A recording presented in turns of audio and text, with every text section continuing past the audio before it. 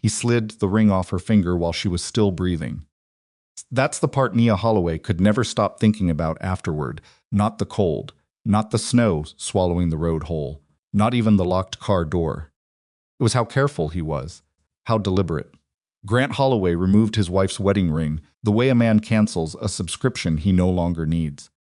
Calm, practiced, done. He left her on a frozen lakeside road outside Chicago in the middle of a winter storm, wearing nothing but a coat over her nightclothes, and he drove away without looking in the rearview mirror once. Because he already knew she was going to die out there. What he didn't know, what he couldn't have possibly calculated in all his careful 8-year-long plan, was what Nia was carrying beneath that coat, and who was already coming to find it. If this story already has your heart racing, you're exactly where we want you. Subscribe to this channel right now and hit that notification bell, because the stories we tell here don't stop at one twist. Drop a comment below and tell us what city or country you're watching from. We want to see how far this story travels. Now let's go back to that frozen road. Because nothing about that night was what it appeared to be. The storm had been building since early afternoon, the kind of Chicago winter that didn't announce itself so much as arrive like a verdict. By 7 in the evening, Lake Shore Drive was a gray blur, and the radio in Grant Holloway's Audi was running weather warnings every 15 minutes. Nia sat in the passenger seat with her hands folded in her lap, watching the snow hit the windshield and dissolve, and she told herself the knot in her stomach was just car sickness. She was good at telling herself things. 8 years of marriage had made her fluent in that particular language, the quiet internal negotiation where you explain away the thing you're not ready to face. Grant had said it was a surprise getaway, a weekend at a lake house. He'd said it with his eyes on the road and one hand loose on the steering wheel, and Nia had thought, maybe this is him trying. She should have noticed he'd packed only one bag. She should have noticed it was his. Instead, she watched the trees on either side of the road thicken and lean over the lane like they were trying to close off the sky, and she pressed her coat tighter around her ribs, and she felt the small, rectangular shape of the flash drive pressed against her sternum in the inside pocket where she'd sewn it herself 3 nights ago after she'd found it. She hadn't told Grant she found it. That had been the only smart decision she'd made in a very long time. Grant pulled off the road without warning. No turnoff, no signage, just the crunch of tires leaving asphalt and biting into frozen gravel, and the headlights sweeping across a wall of black trees, and then open water, the lake iron gray and churning 60 yards out. He put the car in park and sat there for a moment with the engine running. Grant. Her voice came out quieter than she meant it to. "What are we doing?" He didn't answer right away. He reached over and turned off the radio, and in the sudden silence, the wind against the car was very loud. Then he looked at her, and that was when she knew. Not fully, not yet, but something in her body knew before her mind caught up, the way an animal knows before the trap closes. "There's no lake house," Nia said. It wasn't even a question. "No," Grant said, "there isn't." She reached for the door handle. "Locked." "Don't," he said it the same way. He said everything measured, reasonable, like he was correcting a small error in her thinking. "You'll want to hear this first. Unlock the door, Grant. I'm going to need the drive, Nia." The cold that moved through her then had nothing to do with the storm. She kept her hand on the door handle, and her eyes on his face, looking for the man she thought she'd married, and finding instead the careful blankness of someone who had already made his decision a long time ago and was only now announcing it. "I don't know what you're talking about," she said. He almost smiled. 8 years, he said, "and you still underestimate how well I know you." He reached into his jacket and produced something small and gold that caught the dashboard light. Her wedding ring. He'd removed it from his own pocket, which meant he'd planned this long enough to take it off her hand. No, wait. She looked down at her left hand. Her ring was still there. He was holding a copy. He was holding no. She looked harder. That was her actual ring. The one that had been on her finger 4 hours ago when they left the house. She hadn't felt him take it. That was the thing that broke something open in her chest. Not fear, not anger, just that one, cold, clarifying fact. He had removed her ring without her noticing. He had been that close to her, that practiced, that deliberate. And she had felt nothing. Grant set the ring on the center console between them. "Get out of the car," he said. "Leave the drive on the seat." Grant Nia. Something moved behind his eyes. Not cruelty, exactly something worse. Patience. "I've given you 8 years. I've been very patient. But this is the part where it ends." He unlocked the doors. The wind immediately found the seam of the frame and screamed through it. "Take your coat. I'm not a monster." She got out because the alternative was staying in an enclosed space with someone who had just shown her his actual face. And survival instinct, at its most basic, is just a body choosing to keep moving. She stepped into the snow ankle-deep already, dense and wet, and turned back to face him through the open door. "The drive," he said. Nia looked at him for a long moment. The snow was already landing in her hair, melting against her face, finding the gap at her collar. "Come get it," she said. Grant's jaw tightened. He didn't move. A sound like green wood splitting, and she understood, and it felt like stepping into sunlight in the middle of a blizzard. He was afraid of what she might do if he got out of the car. He needed her afraid. He needed her compliant. 8 years of careful management had been designed to make her exactly that. And for 8 years it had worked. And right now, standing in the snow on a road that appeared on no map he'd shown her, she was something he hadn't planned for. She was done. She slammed the door. She heard him shout her name once, sharp, and then the engine revved, and the Audi's taillights painted the snow red as he reversed back onto the road. She watched the lights disappear around the bend of trees, and then she was alone, in a way she had never been alone before. No phone, because he'd taken it 3 miles back, claiming the signal out here was useless. No wallet, no keys, just the coat on her back, and the flash drive against her chest and the lake-making sounds she didn't want to interpret in the dark. The cold came for her seriously then.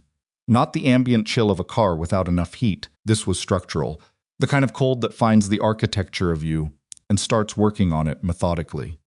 Her feet went first, the snow soaking through shoes that had not been chosen for this. She started walking because she couldn't think of anything else to do, back toward the road, back toward the direction of lights and asphalt and the theoretical possibility of another human being.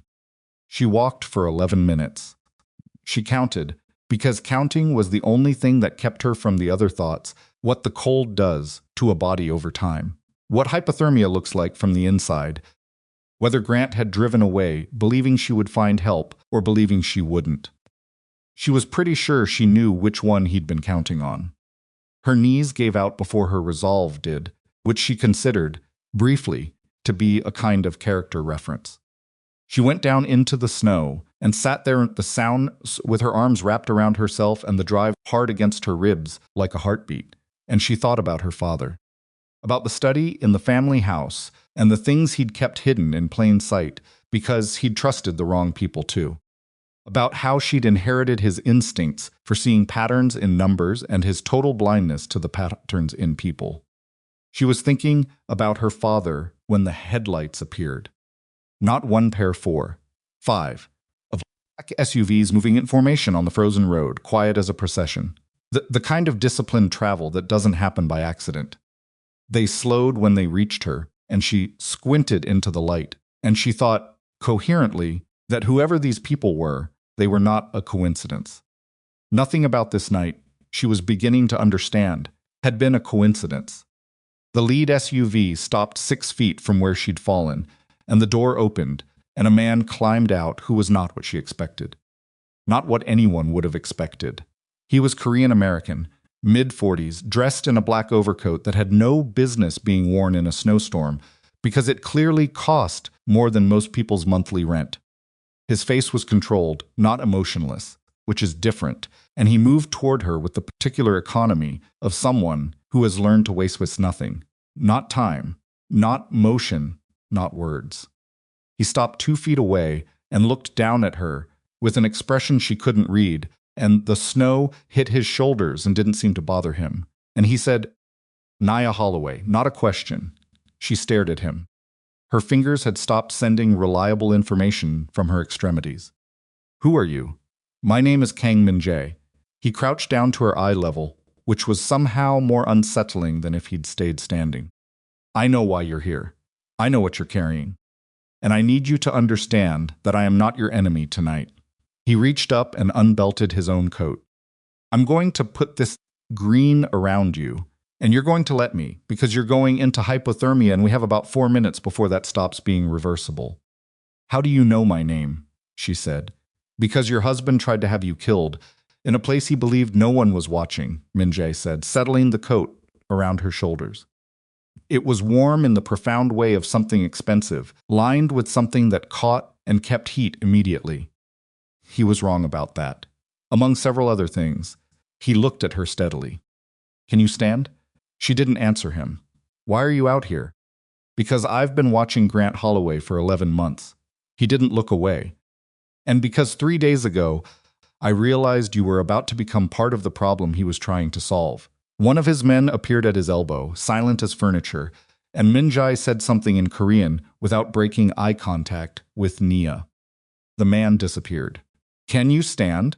Min-jae said again, and this time it was flatter, more urgent. Nia got her feet under her. Her legs shook badly and she grabbed his arm without thinking and felt the muscle there, the solidity of someone who carried weight and had for a long time. She pulled her hand back immediately.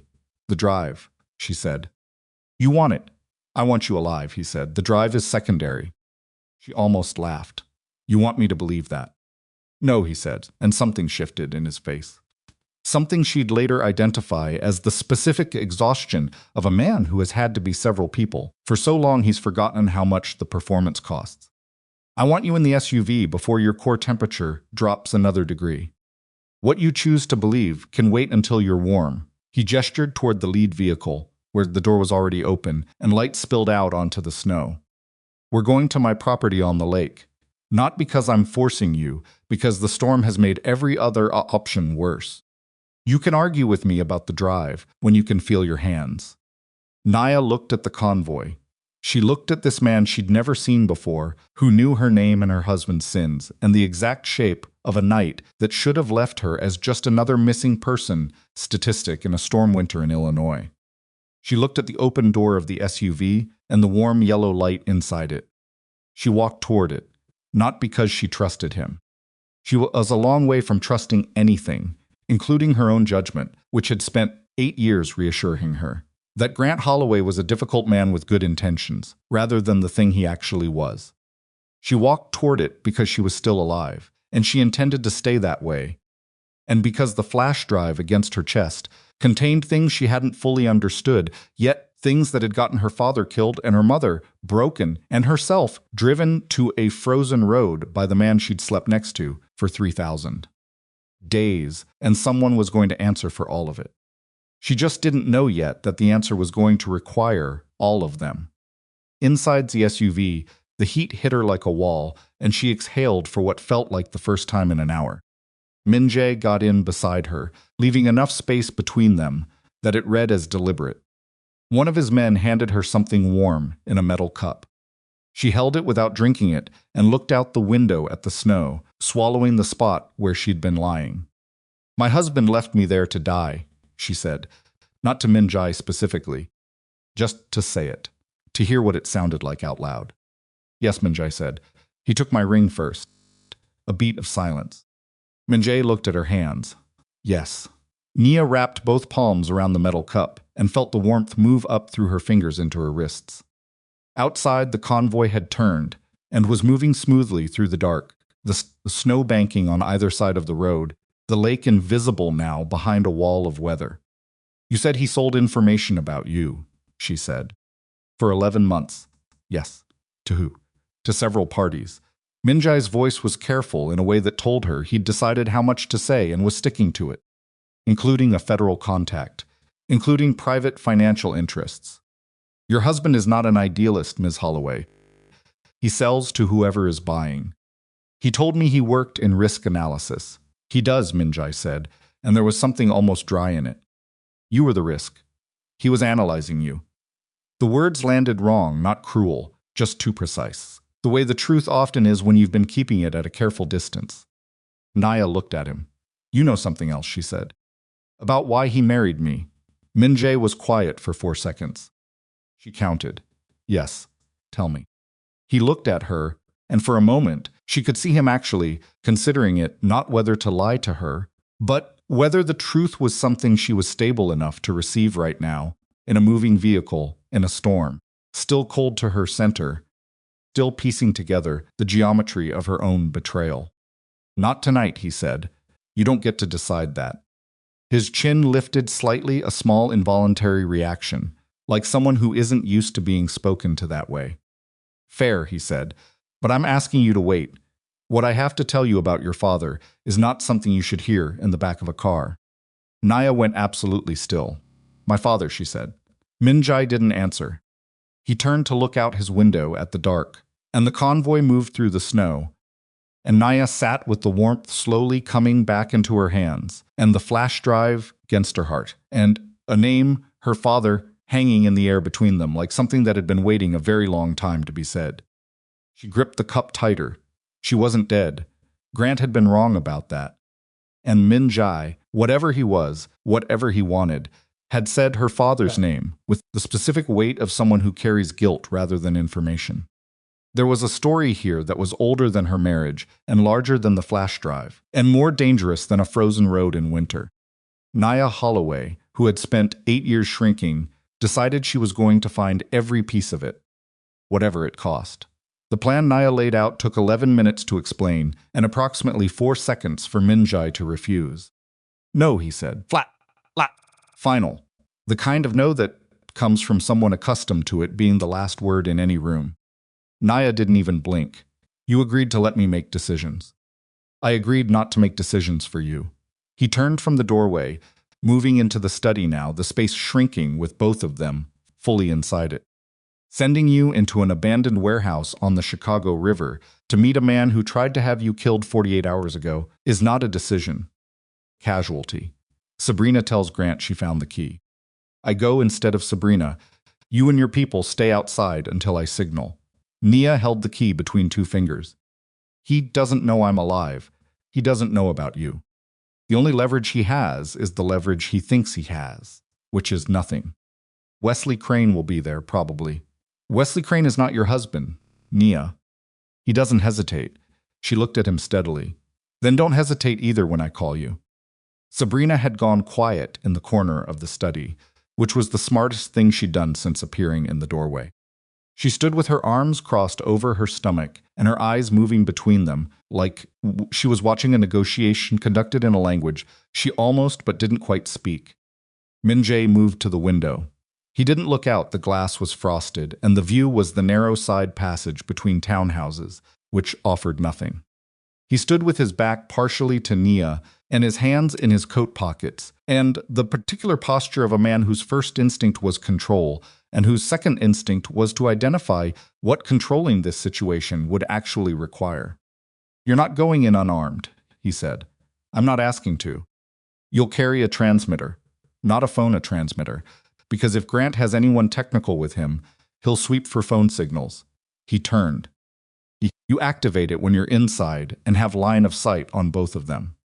My people will be positioned at every exit. If you say the word. What word? He looked at her. Something in his jaw worked. Choose something you wouldn't say in normal conversation.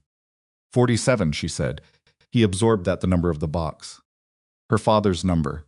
She watched him understand what she'd done with it, turned Malcolm's evidence into her emergency signal, made her father part of the operation even now. 47, he repeated, and I come in immediately. No delay, no secondary confirmation, yes. And you let me lead once I'm inside. Naya tilted her head. I'll let you handle anyone who needs handling. Grant is mine. That's the condition. She put the key in her coat pocket. Next to she hadn't finished reading yet, next to the flash drive that had started all of this. Do we have a deal or not? Min-jae looked at her for a long moment. There was something in it that wasn't professional assessment, something that had been there, she realized, since the road. Since he'd crouched down in the snow to meet her eye level. Something he was managing the same way he managed everything, with precision and with the continuous effort of someone who knows the management is costing him, but does it anyway. We have a deal, he said. Sabrina raised her hand slightly, like a student uncertain whether the question was permitted. What do I turn to her? You text Grant back. You tell him you found the key and you'll be at Pier 17 at sunset. You describe the key accurately so he believes you. And then you leave this house and you go somewhere. You feel safe and you don't contact Grant Holloway again, for any reason. Sabrina looked down at her phone. He'll know I lied. After. Yes, Nia said. He will. The silence that followed was uncomfortable in the specifics of someone being asked to accept consequences they didn't generate, but cannot avoid. Sabrina had made choices, smaller ones, compromised ones, the kind of choices that happen when a convincing man gives you a sympathetic story and you want to believe it, because believing it is easier than the alternative. Nia didn't have the energy to be generous about it and didn't have the energy to be cruel. She just waited. Sabrina typed the text, sent it, set the phone face up on the desk between them. 3 minutes later, Grant replied, "Good girl. Sunset." The phrase sat there on the screen, and Nia looked at it and thought about the 8 years of small diminishments that had composed her marriage, the ways language had been used to keep her in a particular shape. Compliant and grateful and never quite certain enough of herself to push back hard. Good girl. She'd heard some version of that in various registers across 8 years and had mistaken it for affection. Go, Nia said to Sabrina. Sabrina went. The house was quieter with her gone. Nia stood alone in her father's study. For a moment, Min Jae had stepped into the hallway to make calls, and she could hear the low register of his voice, without the words, Korean and English alternating, and she took the letter out of her pocket. Her father's handwriting, the specific lean of it. Nia, if you're reading this, then either I trusted you with the location when you were old enough, or I didn't come home. Either way, you deserve the complete truth. She read the rest standing up, her back against her father's bookshelves, the spines he'd chosen pressing against her shoulder blades. It took 6 minutes.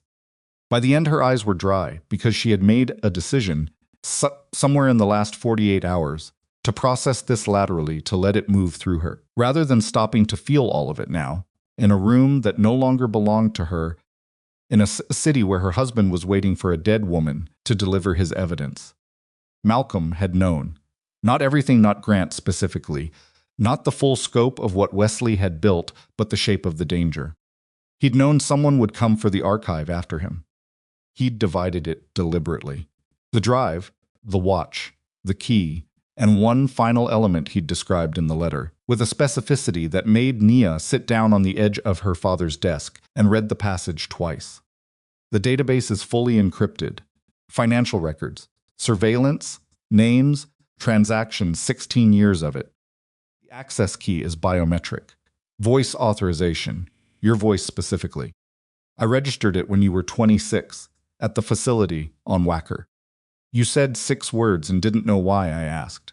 The phrase is the one you used to say as a child when you wanted me to read to you. You know the one. The system does too, she knew the one. She had said it 1,000 times as a child, standing at the door of her father's study, exactly like this one, in the family house that was gone now, sold to pay debts that Grant had quietly insured accumulated. 5 words in her 7-year-old voice, and then in her adult voice at 26 while her father he was testing a recording device for work, and she'd thought nothing of it. Malcolm had built the final lock out of his daughter's voice. Grant had spent 8 years searching for evidence that had always in its most essential form been Nia herself. She folded the letter, pressed it flat against her chest for exactly 1 second. Then she put it back in her pocket and stood up straight. Min Jae appeared in the doorway.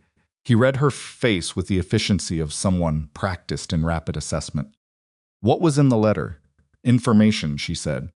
Relevant to tonight? Relevant to everything. She looked at him. My father was more careful than any of them understood. The archive is encrypted with a biometric key. She paused. Mine.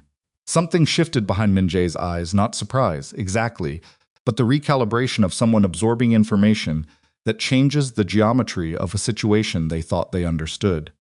Grant doesn't know this. Grant has been sleeping next to the key for 8 years and never realized it. She picked up her coat from the back of her father's chair. That's why he panicked when I found the drive.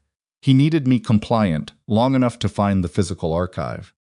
Once he had the key and the watch and the letters, he was going to force the authorization. Force it how? She met his gaze, however he needed to. The room held that for a moment.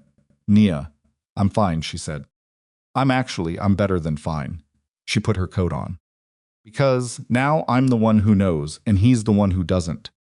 A sound like green wood splitting. And tonight I'm going to walk into that warehouse and look at the man who drove away while I was dying in the snow, and I'm going to watch him understand that he handed me the most valuable thing he was looking for when he put a ring on my finger. Min Jae was quiet for a moment. When he spoke, his voice was careful. I need you to be angry and strategic, not just angry. I've been strategic for 48 hours, Nyasa said. I have enough for both. They left the townhouse at 1 in the afternoon. The drive back to Minjai's temporary Chicago property, a rented floor of a building in River North that he used for operations, anonymous and efficient, and nothing like the lake estate, took 20 minutes in traffic that moved with the sullen deliberateness of a city still recovering from 2 days of storm. The roads were clear, but the sidewalks were still buried, and Chicago, in the aftermath of a blizzard, had that particular texture of barely managed chaos, plows blocking lanes, pedestrians picking paths through snow mountains at corners, the general civic mood of a place that handles winter out of obligation rather than affection. She spent the drive going back over the drive's contents in her head, cross-referencing, building the sequence of what Grant would expect tonight, Sabrina arriving with the key, nervous, easily managed. Wesley verifying the key was real, Grant moving to secure it. The plan being to take everything drive, key, letters, and then deal with the final element separately, at a time of their choosing, on their terms. What he was going to get instead was Nia. She almost wanted to see his face when he understood. Almost.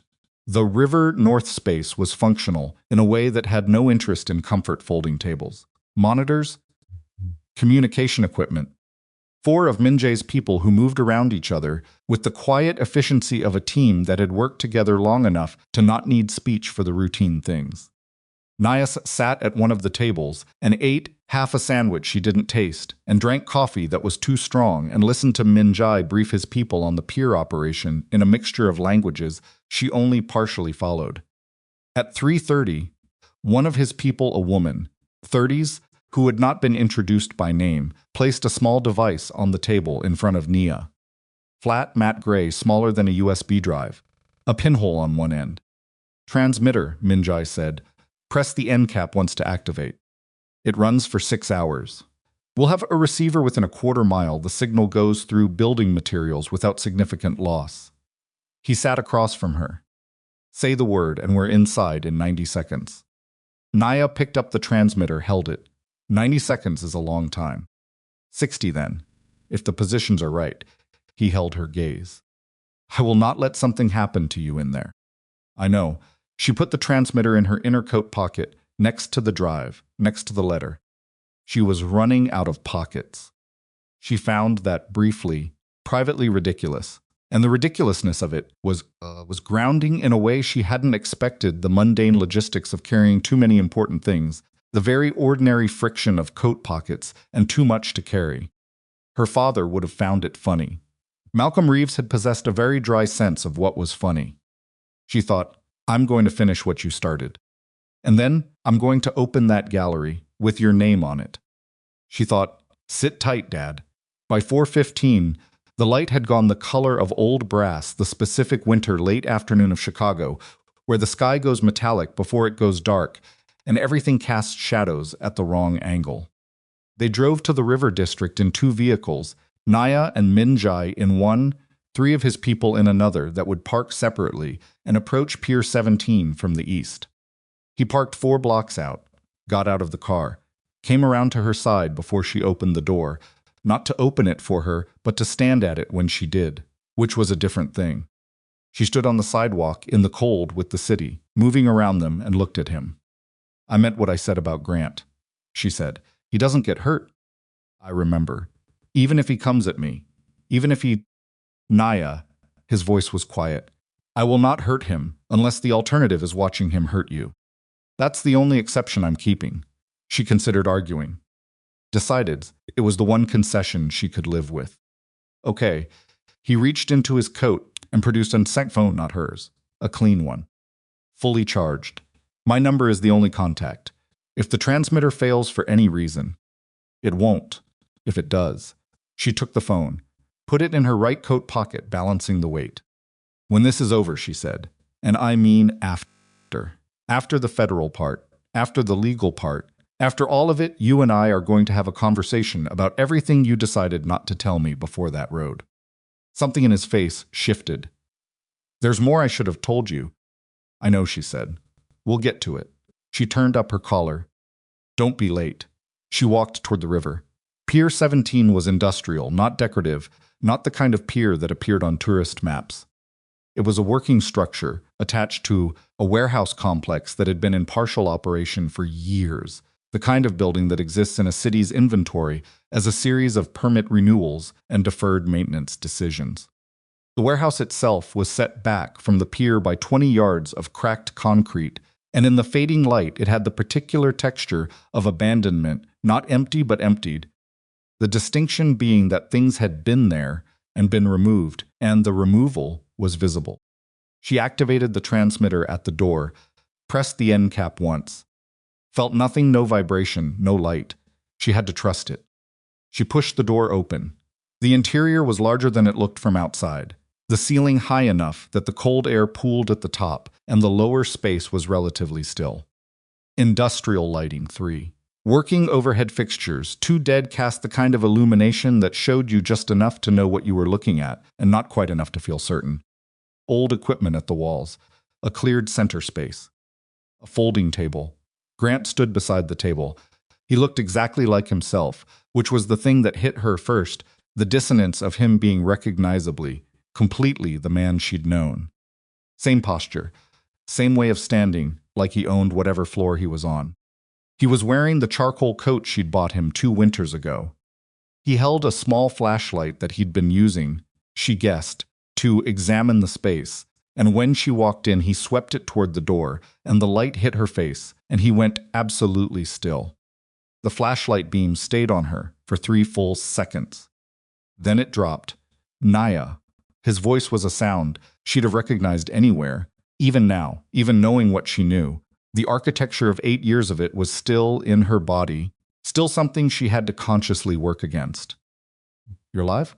She let the door close behind her. Yeah, Grant, I am. He looked at the door she'd come through. Back at her face. His eyes were doing the work of a man rapidly reconstructing a plan that had just lost its foundational assumption. Where's Wesley?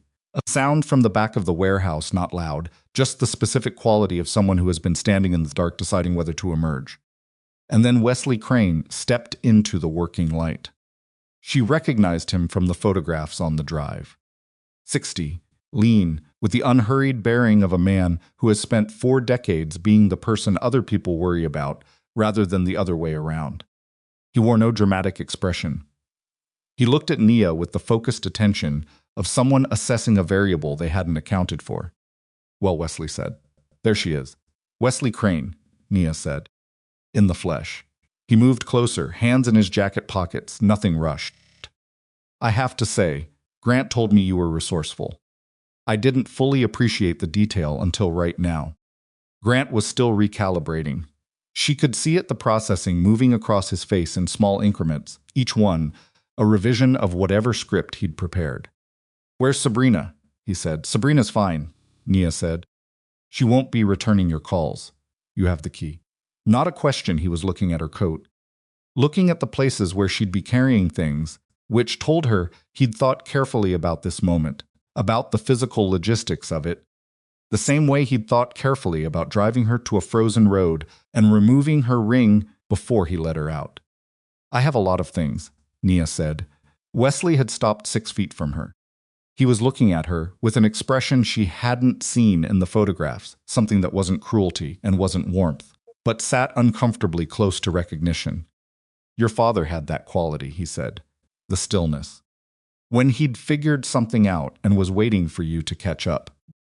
Nia went very still. You knew my father? Malcolm Reeves. Wesley said the name, the way you say the name of someone whose absence has cost you considerably. I knew him for 12 years, before he decided to burn everything we'd built. He was investigating you. He was also, for 7 of those 12 years, one of the most trusted forensic analysts in the network. Wesley's voice was even informational, a man telling a story he'd told before, but not often. Malcolm didn't walk in from outside. He built from within. He knew where everything was, 'cause he helped design it. He stopped, tilted his head. That's what the files never told you, isn't it? Because the files start from the investigation. They don't go back further. Nia felt the floor shift under her, not physically the other kind, the kind where a fact you hadn't known reorganizes several other facts you thought you understood. She kept her face level. You're lying. I'm really not, Wesley said. I'm sorry. I know that's worse. It's a manipulation. It might be both, Wesley said pleasantly. It usually is. Grant moved, not toward her sideways, repositioning, the way someone does when they want to be between you and the door you came in from. Nia clocked it without looking directly at him. She kept her eyes on Wesley. The pocket watch, Wesley said. Does it still keep time? Perfectly, Nia said. Malcolm always serviced it himself. Every 18 months, like clockwork. A thin smile at his own phrasing. He was meticulous, about everything except the things that mattered. He took his hands out of his pockets. Empty, the gesture deliberate. I'm not here to hurt you, miss. Holloway, I want you to understand that. I want the archive. I want the authorization. I want what your father built and then turned against us. After that, you're not my problem. And Grant? Wesley looked at Grant with the affectless assessment of someone who has already calculated this particular variable. Grant made decisions that created complications. That's a separate conversation. Grant's face tightened. He didn't like that. She could see the specific way he didn't like it, the jaw, the hands. You're going to offer me something, Nia said to Wesley. Money, safety, disappearance, some version of walk away and live. Something along those lines. And if I don't? Wesley's expression didn't change. Then we're having a different kind of conversation. Nia reached into her coat, not for the transmitter, for the flash drive. She held it up between 2 fingers. Everything on this drive has already been transmitted to a federal attorney and my own legal counsel.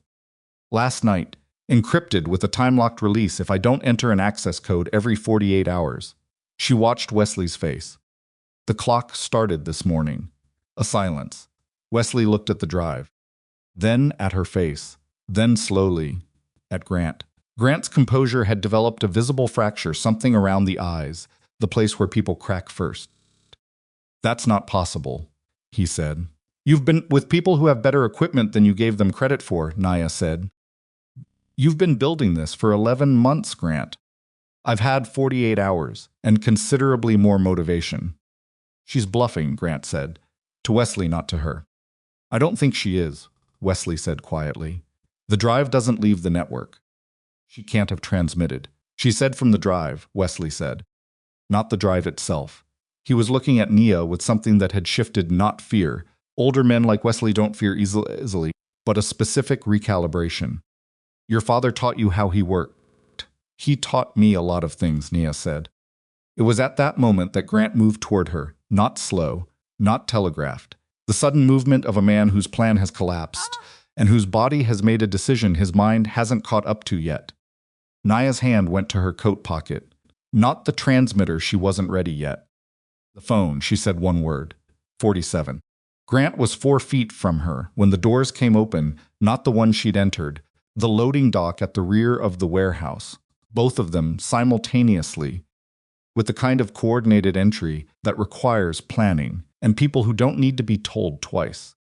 Min Jae came through the front door 30 seconds later, and he didn't run, and he didn't shout, and he didn't draw a weapon. He just walked in and stood between Nia and Grant and looked at Grant Holloway with an expression so absent of anything theatrical that it was more frightening than any performance of menace could have been. Grant stopped. Wesley had gone very still. Min Jae said nothing. He didn't need to. Nia stepped forward around Min Jae until she was 3 feet from Grant. Her husband, the man she had shared a life with, a bed with, a name with the man who had taken her ring off her hand in the dark and driven away, and who was now looking at her with the specific expression of someone realizing that the person they underestimated has been underestimated for the last time. She reached into her coat and produced the phone Min Jae had given her. Already connected, already transmitting, she held it up. Every word you've said in this building tonight, Nia said, has been going to 2 federal attorneys and a journalist I trust. She lowered the phone. Wesley, you mentioned my father worked in the network. Say that again clearly for the recording. Wesley's mouth pressed into a thin line. He won't, Grant said. His voice had changed, the reasonableness gone, something rawer underneath. You think this works? You think you walk out of here and nothing comes back? I know I walk out of here, Nia said, because you're not going to stop me. She looked at him. Really looked the way she should have looked years ago, or the way she had looked and hadn't let herself see. You took my ring, Grant, on that road.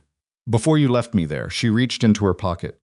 Produced the band, she'd taken it from the estate, from the evidence bag Min Jae had prepared, because she'd wanted it for this exact moment. She set it on the folding table between them. You left it. You can have it back. Grant looked at the ring. Wesley was looking at Min Jae. Min Jae was looking at Nia with an expression she'd never seen on his face before, not admiration, exactly, though that was somewhere in it. Something more complicated. Something that looked like a man watching something he didn't expect to moving him.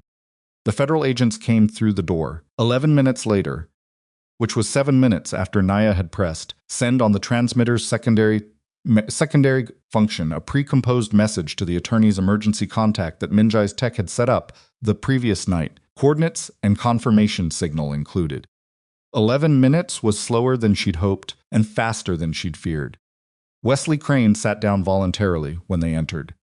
He placed his hands on his knees and looked at Nia and said very quietly, "Your father would have done exactly this."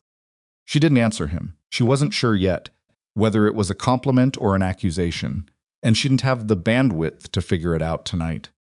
Grant did not sit down voluntarily. It took 2 agents and a specific tone of voice from the third before he stopped arguing, and even then he kept his eyes on Nia while they moved him toward the door. Looking at her with the expression of a man trying to locate the exact point where his calculation went wrong, running the math backward, searching for the error. She held his gaze until he was through the door. Then she let out a breath that she had been, apparently, holding for approximately 8 years. Min Jae appeared at her shoulder. He didn't touch her. He just stood close enough that she could feel the presence of him, the warmth, the steadiness of a person who has run his own particular gauntlet tonight and come through it intact. The authorization, he said. Quiet, the biometric access.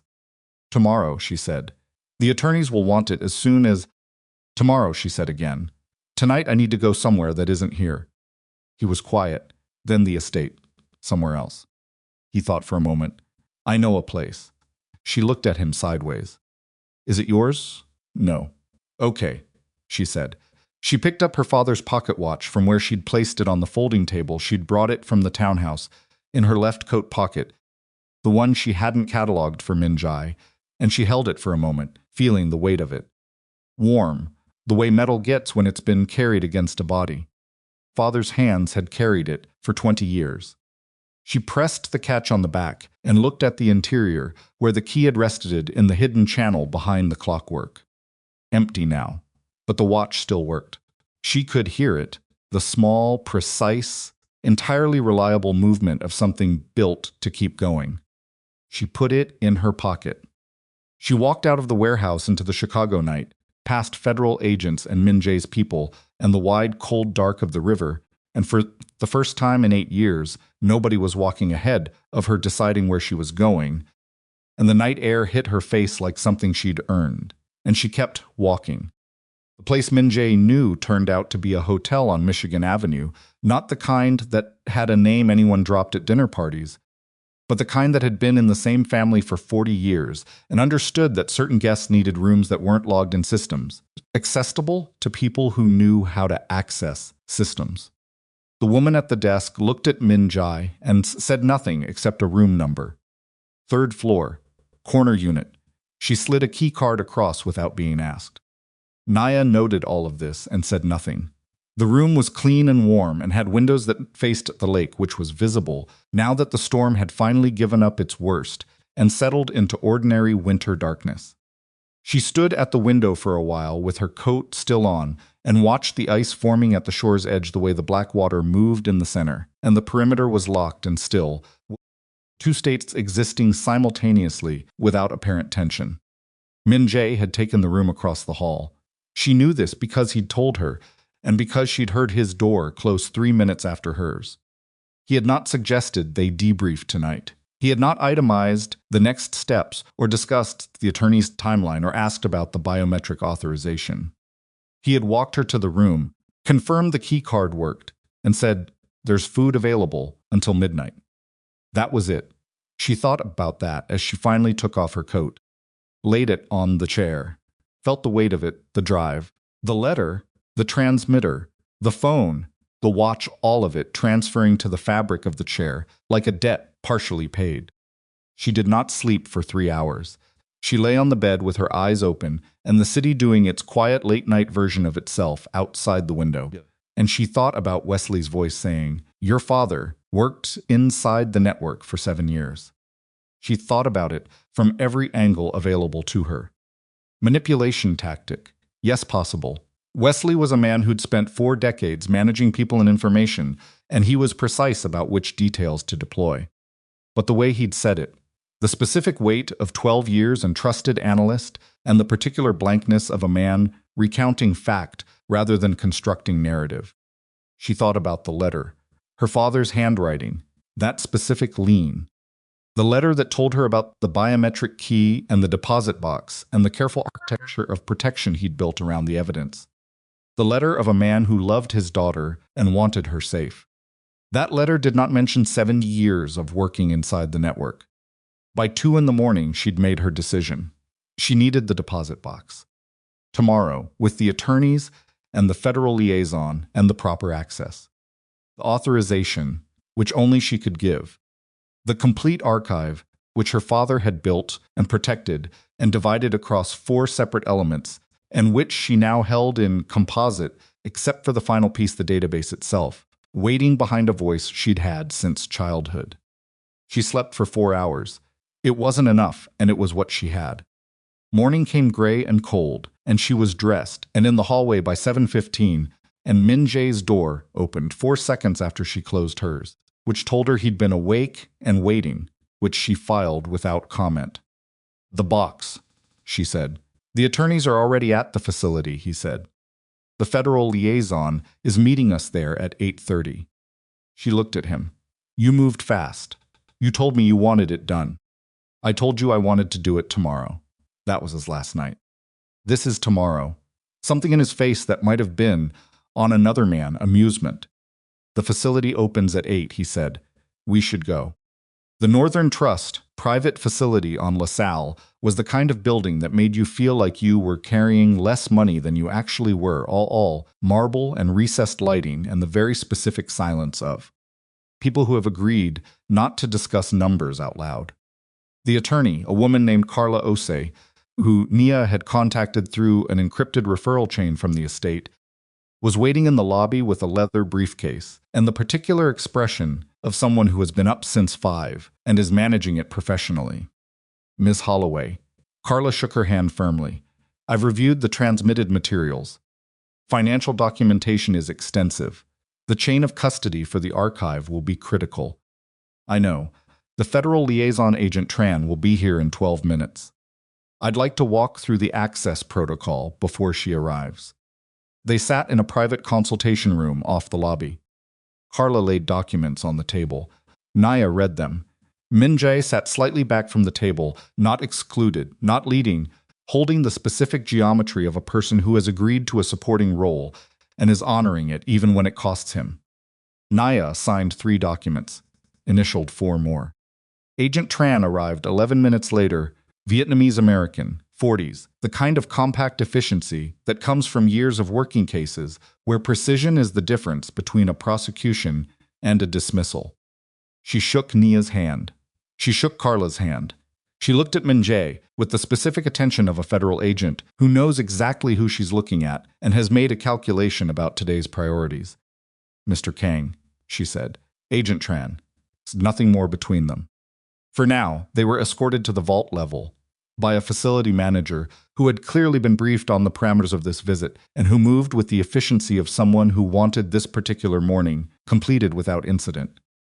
Box 47 was in a private room, not the open rows of the main vault, a separate space with a table and 2 chairs and lighting that was better than necessary.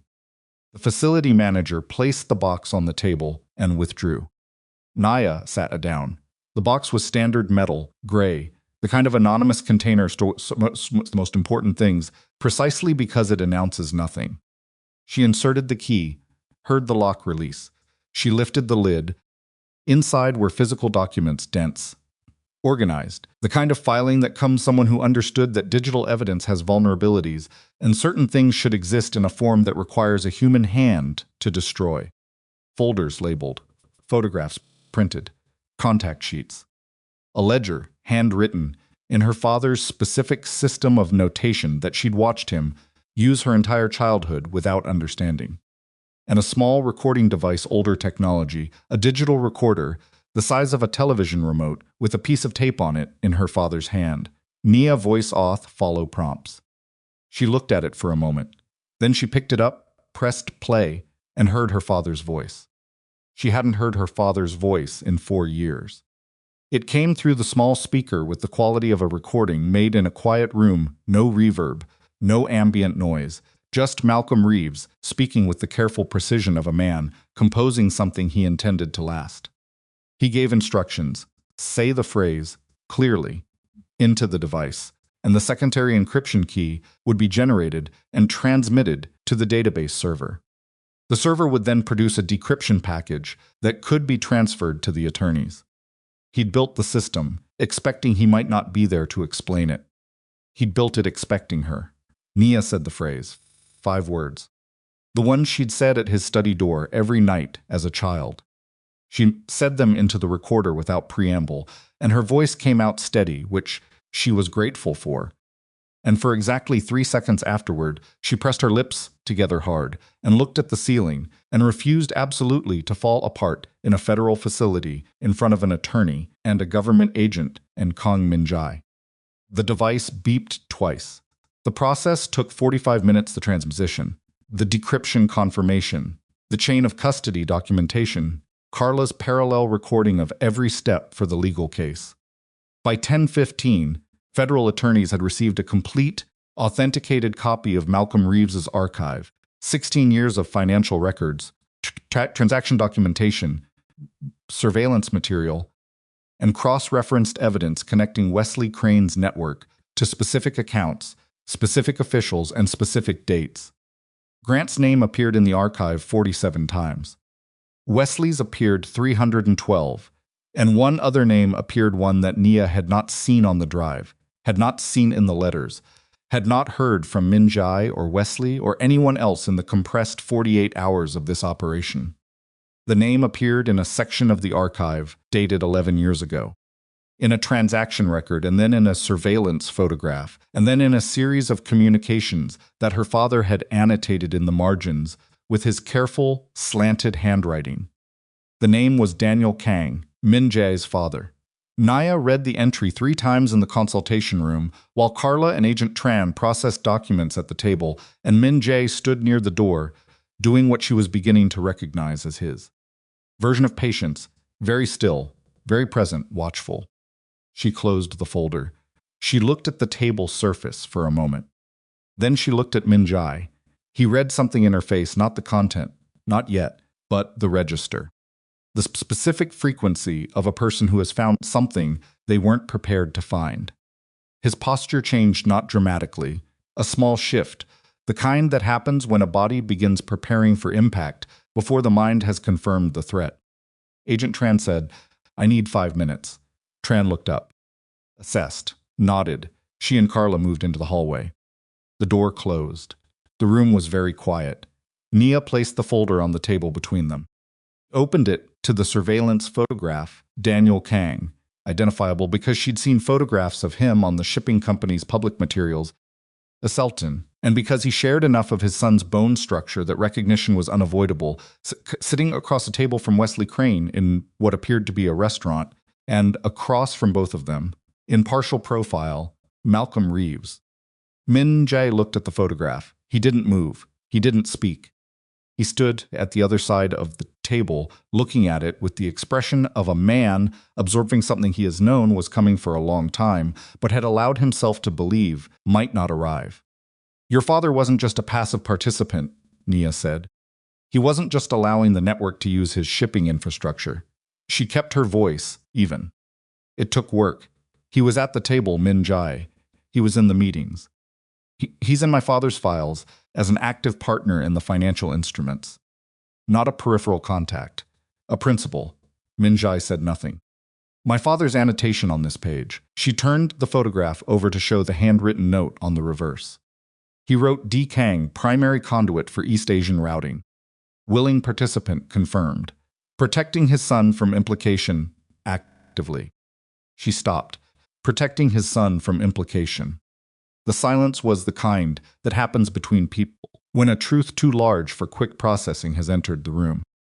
I knew, Min Jae said. His voice had changed, not broken, but stripped of something. The careful layering of it, the control, all of it pulled back to something underneath that was less managed and considerably more real. I knew he was more involved than I told you. The air in Nia's chest went wrong. How much more, she said. Min Jae looked at the photograph. Everything your father's files say. All of it. He didn't look up. I've known for 11 months. Since I found the first documents when Grant started working Wesley's network. You knew your father was a principal. Yes. And you told me he allowed the network to use his shipping company. Yes. That's not an omission, Min Jae. Something was happening in her voice that she couldn't fully prevent, a heat moving up through the carefully maintained level of it. That's not a detail you simplified. That's the structure of the entire thing. Your father wasn't adjacent to why my father died. He was part of the reason my father died.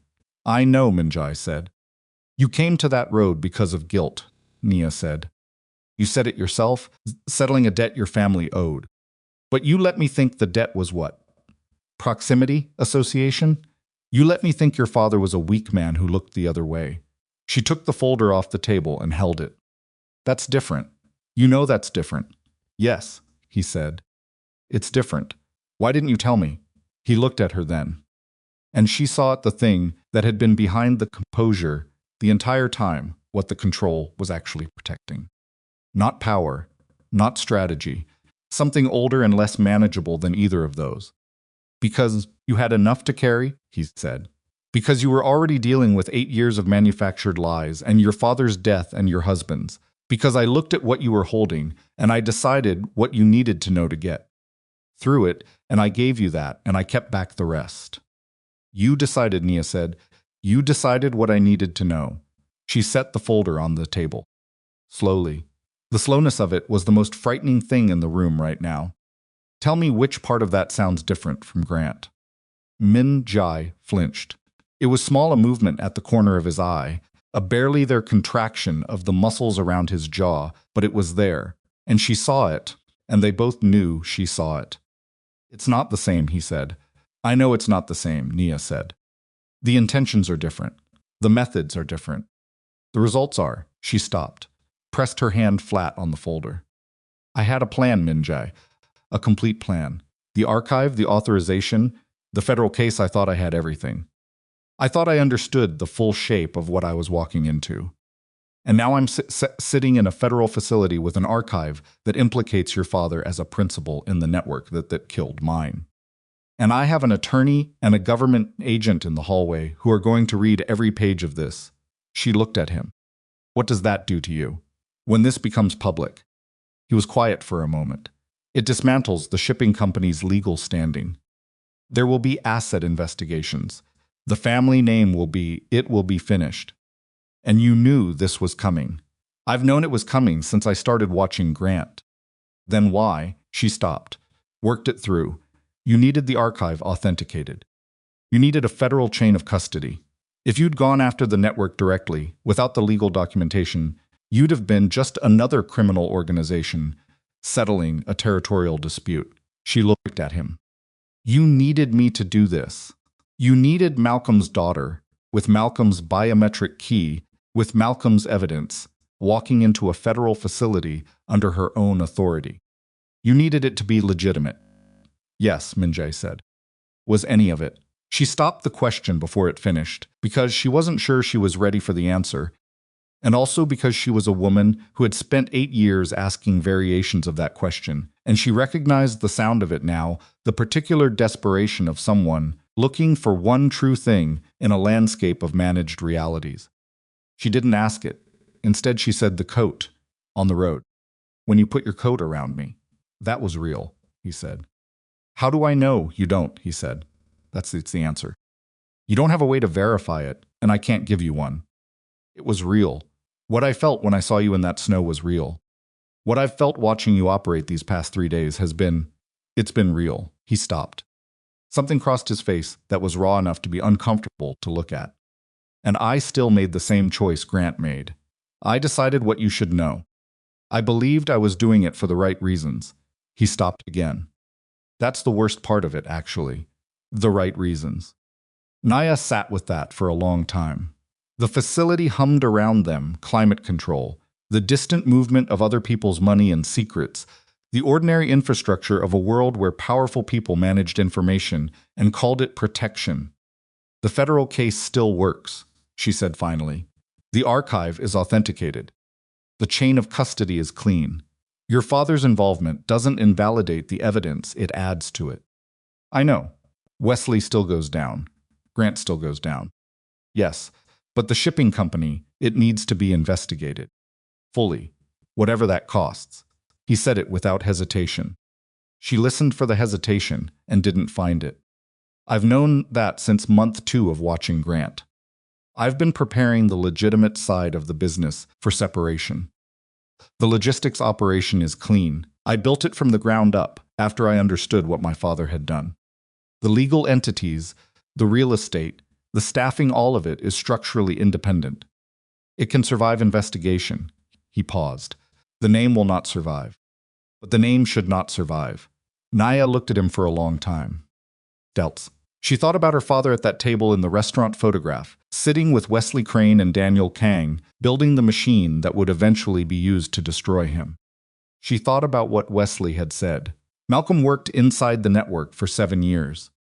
She thought about the archive and its specific starting point, the documentation that began a decade in, the earlier years conspicuously absent. Wesley told me my father worked inside the network, she said. Minjae went very still. Before he turned on it, she said. He said 7 years. He said my father was trusted. That he helped design the financial instruments. A silence. Is that in the archive? Minjae said carefully. The archive starts from year 8, Nia said. Year 1 through 7 aren't documented. Not in the box, not on the drive. She looked at him. Did you know this? I suspected there was an earlier period, he said. My father's records referenced Malcolm from before the investigation. The language was collegial, like men who'd worked together for a long time. So my father, Naya said, and her voice went quiet in a way that was more dangerous than loud, spent 7 years helping build the thing he spent the last 4 years of his life trying to destroy. And someone, Wesley, your father, someone in that room has been sitting on that information, using it as leverage, keeping it out of the record so that the investigation tells only the part of the story that makes Malcolm Reeves a hero and buries the part that makes him complicated. That's what Wesley was doing at the warehouse, she said. He wasn't just trying to intimidate me. He was opening a door. He told me that because he wanted me to know there's a version of this story where my father isn't who I thought he was, and if I push too hard on the public case, that version comes out. She stood up, walked to the wall, put her hand against the cold marble of it. It's leverage, she said, against me, against the case. If I pursue full prosecution, Wesley's attorneys introduce the earlier period, and the narrative becomes Corrupt man turns on his partners, gets eliminated by people he betrayed. The sympathy evaporates. The political will for prosecution softens. Grant's attorneys use it to argue entrapment that Malcolm was building a case from inside an operation he participated in. She pressed her hand harder against the wall. It doesn't end the case, but it poisons it. It makes everything messier and slower and more expensive, and some of it leaks before trial. And then every story written about Malcolm Reeves has the word alleged in it.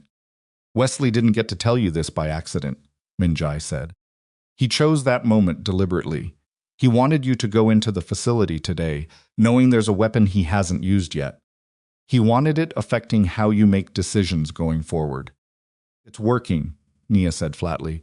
She turned around, looked at the folder on the table. Her father's evidence, her father's handwriting, her father's watch in her pocket.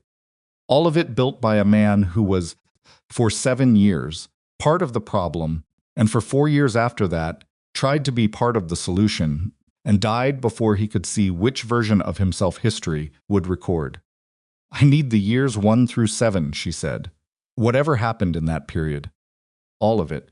The complete record, not the curated version. Wesley has it, Minjai said. Or someone in his network does. That's why he mentioned it. He has material you don't. Can you get it? Minjai was quiet for a moment. Not legally. I didn't ask about legally. Another silence. Different from the earlier ones. If I go outside legal channels to recover that material, Minjai said slowly, I am no longer functioning as the clean side of this operation. I become a participant again, in a way that I know what I'm asking, Nia said. Do you? Yes. She held his gaze. I'm asking you to do the thing that makes you exactly what you've been trying not to be. And I'm asking, because if we don't have those files before Wesley's attorneys do, everything my father built the case, the evidence, the 4 years he spent trying to undo what he'd done it all becomes something that can be argued about. Contested. Muddied. She stopped. My father spent the last 4 years of his life trying to get out of something he should never have gotten into. I am not going to let him stay in it, just because getting out cleanly is inconvenient. Minjai looked at her for a long moment. The fluorescent light of the consultation room made everything look slightly harsher than it was. Shadows in the wrong place, the quality of illumination designed for examining documents rather than people. There's a man, he said finally, who managed Wesley's document archive for 12 years. He was removed from the network 2 years ago, a dispute over money. He's been sitting on what he has because he doesn't know what it's worth or who to sell it to. He paused.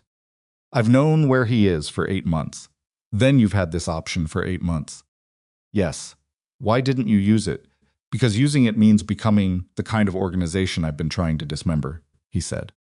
Because going to a man like that with resources and leverage and walking away with documents he didn't volunteer it's what my father would have done. What this life does. It keeps making the next compromise necessary. He stopped. I didn't want it to be necessary. It's necessary, Nia said. He looked at his hands, then at the folder on the table, then at her. If I do this, he said, and it comes out, and things like this come out, eventually it damages the federal case. It gives defense attorneys a contaminated evidence argument. Not if we do it right, Nia said. Not if the material comes through a channel that looks voluntary. Not if the man decides on his own to cooperate with federal authorities. She thought for a second. Does he want money? He wants protection, Minjai said. He's been afraid for 2 years. Then he gets protection, Nia said. Federal witness protection if the attorneys can arrange it. In exchange for voluntary testimony and full document surrender. She looked at Minjai. That's not coercion. That's a deal. The line between those two things is thinner than you think. I know exactly how thin it is, Nia said. I've been living on it for 3 days. She picked up the folder. Get me a meeting with him, before Wesley's attorneys move. Minjai was quiet for a long moment, the kind of quiet that is not the absence of decision, but the weight of one. His name is Raymond Park, he said. He's in Milwaukee. He works at a shipping depot there, legitimately. A different company, no connection to the network. He stopped. He has a daughter, 8 years old. He's been living with the specific fear of a man who knows too much and doesn't know how to make it stop being dangerous. Naya thought about that.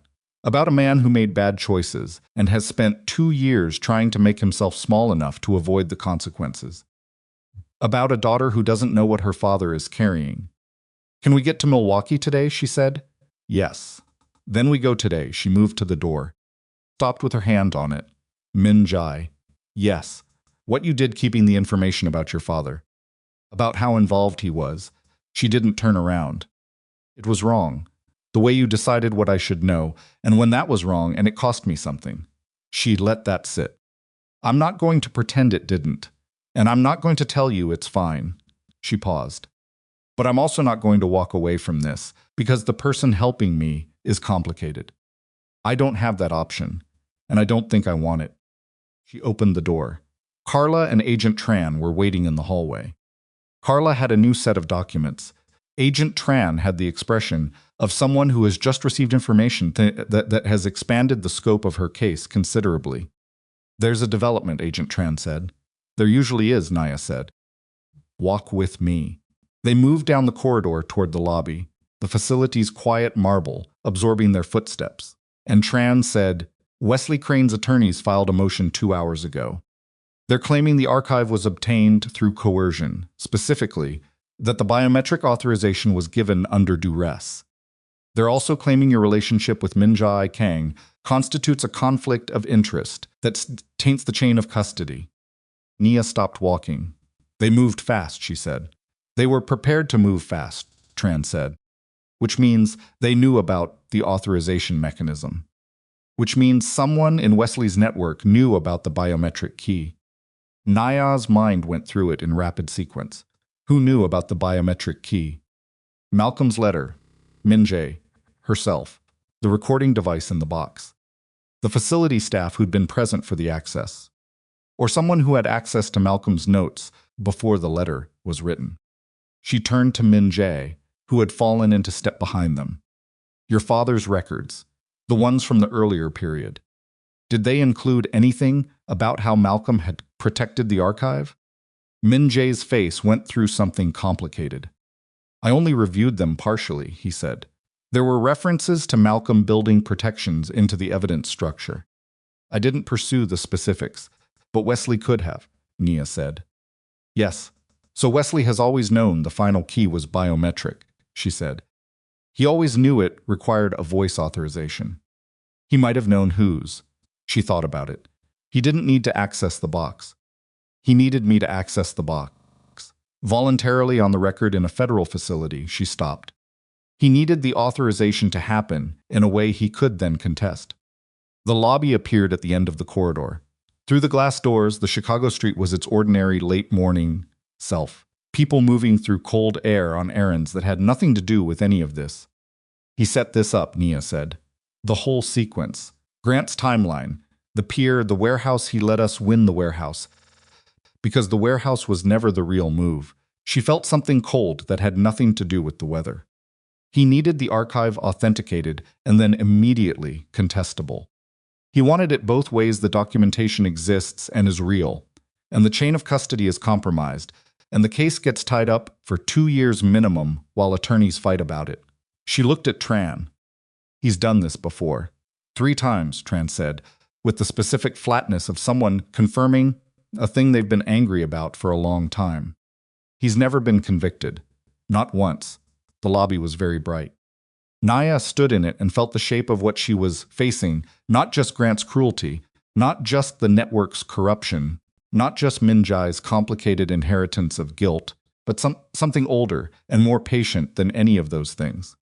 Wesley Crane had been doing this for 4 decades. A sound green wood splitting had survived investigators and eternal betrayals and a forensic auditor who spent 7 years learning the system from the inside and 4 more years trying to destroy it from without. And Malcolm Reeves had died before he could close the case. And now here was Malcolm's daughter, standing in a marble lobby with authenticated evidence that was already being surgically undermined. And somewhere in Milwaukee, a frightened man named Raymond Park was sitting on 12 years of documents that could either save the case or become another piece of the contamination. depending entirely on how the next 24 hours went. I need a car, Nia said. Tran looked at her. Where are you going? Milwaukee, Nia said. And I need to be there before 3 o'clock. She looked at Minjai. How fast can you drive? He was already moving toward the door. Faster than is strictly legal, he said. She followed him into the cold Chicago morning, and the door closed behind them. And behind that door was a federal attorney with a compromised case and a government agent with a losing record against a man who had spent 40 years, making winning look like inevitability. Nia Holloway had 48 hours before Wesley's motion could be formalized, and a frightened man in Milwaukee, and a father's incomplete story, and a partner she didn't fully trust but couldn't afford to release. She was going to need all of it, and none of it was going to be clean. They made Milwaukee in 94 minutes. Minjay drove the way he did everything else, without wasted attention, with complete attention, with the particular economy of someone who has learned that speed and control are not opposites, but partners. He took the I-94 north and kept the needle at a number that made the highway markers blur, and Nia sat in the passenger seat with the folder in her lap and her father's watch in her hand, and she turned it over and over without opening it, feeling the weight of it, the warmth it had absorbed from her body. She'd called Carla from the car. Carla had 3 hours before the motion could be formally entered. 3 hours to find a way to preemptively strengthen the chain of custody, to file counter-documentation, to buy time. Carla was good at buying time. She'd said so herself, without vanity, the way a surgeon mentions they're good with a particular instrument. Tell me about Raymond Park, Nia said. Minjay kept his eyes on the road. 53. Korean-American. Grew up in Koreatown in Chicago, which is how he ended up connected to my father's network neighborhood proximity. Community trust, the usual mechanism. He changed lanes without signaling, fluid and precise. He managed physical document archives. Not digital. Wesley distrusted digital from the beginning, which is part of why the network survived as long as it did. Raymond cataloged, stored, and retrieved. He knew where everything was. Why did they cut him loose? He was skimming. Small amounts of percentage of processing fees he wasn't entitled to. Wesley found out and gave him a choice, walk away clean or not walk away. Minjay's jaw tightened briefly. Raymond walked away. He took nothing with him, or Wesley believed he'd taken nothing. But he had. He had copies of a specific subset of documents. Earliest records. Year 1 through year 5 of the network's formation. Minjay paused. I believe he took them as insurance. He never tried to sell them, because selling them meant revealing he had them, which meant Wesley would know he'd lied about walking away clean. So he's been living with this for 2 years, paying rent in Milwaukee and trying to be ordinary, Minjay said. He has a sister in Waukesha. His daughter visits on weekends. He was quiet for a moment. He's not a bad man who made bad choices. He's a man who made one bad choice and then spent 20 years making smaller ones, trying to manage the first. Nia thought about that. About the taxonomy of bad choices, the way they compound, the way a single decision made in a moment of weakness or desperation, or simple misunderstanding of consequences, could create a structure you spent the rest of your life living inside. She understood that taxonomy personally. He's going to be afraid when we show up, she said. Yes. He's going to think we're from Wesley. He'll think I am, Minjay said. My name carries specific associations in that world. Then I go in first, Nia said. Minjay looked at her sideways. Alone, give me 10 minutes. Alone, then you come in. She turned the watch over in her hands. He needs to see who's asking before he sees who's with me. If he sees you first, the conversation is over. Minjay was quiet for exactly 5 seconds. 10 minutes. He said, and you keep the transmitter active. I never turned it off, she said. The shipping depot where Raymond Park worked was on the south side of Milwaukee, not the dramatic industrial waterfront, the functional inland version, cluster of warehouses off a service road that existed for the purpose of goods moving from one vehicle to another with minimum friction.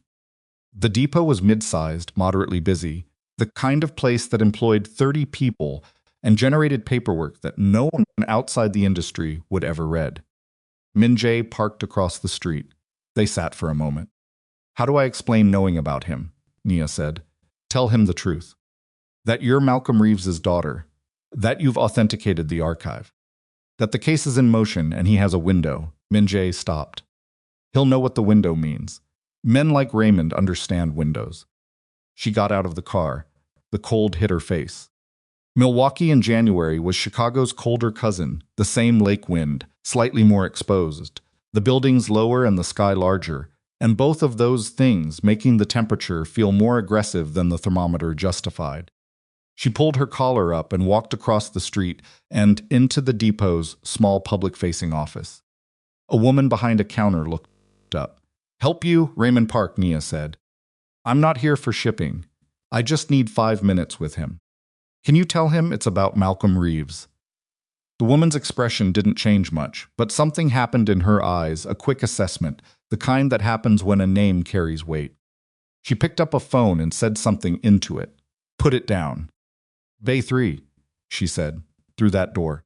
Bay 3 was a loading area, high ceiling, concrete floor, the particular cold of a large enclosed space, inadequately heated, the smell of diesel and cardboard. 3 men were moving inventory at the far end. One man stood near a workstation at the near end, holding a clipboard he was no longer looking at, because he was looking at Naya. Raymond Park was 53 and looked it in the specific way of someone who has spent 2 years in continuous low-grade fear, the weight that comes not from age but from sustained vigilance, the eyes that check exits by reflex, the stillness of a body that has learned to stay small. He was Korean-American, medium height, wearing a depot uniform that had his name on the breast pocket. He looked at Naya, and his clipboard hand dropped slightly. "You're Malcolm's daughter," he said. Not a question. "You look like him," he paused, around the eyes. Something moved through Naya's chest. She didn't show it. "You knew my father. I processed his materials. For 2 years before he turned." Raymond looked at the door she'd come through. "Who's with you?" "Someone you want to hear from," she said. "But not yet. Talk to me first." He set the clipboard on the workstation. His hands were shaking slightly, not dramatically. Just the small, continuous tremor of a man operating at the edge of his own nerve for an extended period. "Wesley filed something this morning. I got a notification I have an alert set up. For anything touching the case. I've been watching since the warehouse." "You knew about the warehouse." "I know about most things that touch the old network." He looked at her steadily. "What I know is the problem, Ms. Reeves." "Holloway," she said. "But yes, I know what you have." He was quiet for a moment. Behind them, the 3 men at the far end of the bay moved another pallet, and the hydraulic sound of the forklift filled the space and then faded. "The motion they filed," Raymond said. "The duress claim. It won't hold you went voluntarily. There's footage. There are witnesses. But it doesn't need to hold. It just needs to take long enough." He looked at his hands. "Wesley's done this before. You outlast the evidence. You tire out the prosecution. You make the case too expensive and too complex, and eventually something goes away." "I know," Nia said. "What you don't know what's not in the archive you authenticated, because I removed it before I left, is the ledger from years 1 through 4. Raymond pulled his jacket tighter around himself, though it wasn't that much colder here than anywhere else. "It's a complete financial record of the network's formation. Every originating account, every principal, every agreement." He stopped. "Including your father's initial agreements, his compensation arrangements, his role in designing the instrument structure." Naya kept her face level. "He was paid, considerably. For 3 years, Raymond met her eyes, before he decided to document instead of participate. The ledger shows both the participation and then the shift. The shift is what matters. But Wesley will use the participation to poison everything that came after." "Where is the ledger?" Raymond turned and walked to the workstation, opened a lower drawer, produced a key, a different kind, from box 7, older, the kind cut for a padlock rather than a precision mechanism. He held it without giving it to her. "I have a storage unit," he said. "Not far from here. The ledger is there, along with 6 years of supporting documentation." He looked at the key. "I've been waiting for someone to come who could make use of it. Someone I could give it to without it disappearing." "Give it to me," Nia said. "I give it to you," Raymond said. "And then what?" I've been afraid for 2 years, Miss Holloway. I have a daughter. I have a sister. I need more than a receipt. Federal witness protection, Nia said. Voluntary cooperation in exchange for full immunity on your archival roll and immediate protection for you and your family. She held his gaze. I have a federal agent who wants this case. She wants it badly enough to make that deal happen. Raymond looked at her for a long time, long enough that the forklift at the back of the bay completed Fusen Turkit, and the men's voices drifted over in fragments. Who's with you, he said again. Kang Min-jae, Niasa said. Raymond's jaw tightened. His hand went slightly whiter around the key. He's not Wesley's anything, Niasa said. Not anymore. He's the reason there's a federal case at all. And he's the only person who can offer you the kind of protection that doesn't disappear when an administration changes. She watched Raymond's face work through the calculation. You know what he's capable of. That cuts both ways. Raymond looked at the door for a long moment. Then he held out the key. Nia took it. She sent one word to Min-jae's phone now. He was through the door 40 seconds later, which meant he'd been positioned at it, which meant the 10 minutes had been a courtesy rather than a genuine separation. She would address that later. Or not. She heard it like green splitting. She was beginning to understand that with Min-jae, certain instincts were going to operate regardless of agreed parameters, not because he didn't respect the parameters, but because the instinct was faster than the respect.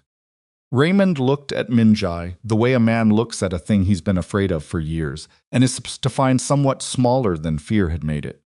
Not harmless Raymond was too experienced for that misread. But human, containable. Min-jae looked at Raymond with the particular stillness of a man who understands he's the weight in the room and is choosing, deliberately, not to use it. Raymond, he said, Min-jae. Raymond's voice was careful. The documents you have, Min-jae said. All of them. Not a selection, everything. Everything, Raymond said. In exchange for the arrangement she described, yes. Min-jae didn't look at Nia. I'll add a financial component. Resettlement costs. 3 years of living expenses. The federal arrangement covers protection. I cover the cost of starting over. Raymond was quiet. Then why? Because your daughter is 8 years old, Min-jae said. And because my father helped create the thing that put you in this position. And because I'm trying to be accurate about what I owe. The loading bay was very quiet for a moment. Then Raymond put the key on the workstation and said, I'll take you to the unit. The storage facility was 12 minutes away. Min-jae drove. Raymond rode in the back seat with the specific tension of a man who has made a decision and is living in the gap between making it and it being irreversible. Nia called Agent Tran from the passenger seat. Tran answered on the second ring. I need you in Milwaukee, Nia said. Within 2 hours. I have a voluntary witness, full documentation, years 1 through 6 of the network's formation. She paused. And I need the witness protection paperwork, started today. Not next week. Today, a silence from Tran that was the sound of a federal agent recalibrating priorities and timelines simultaneously. Who is the witness, Tran said. Raymond Park.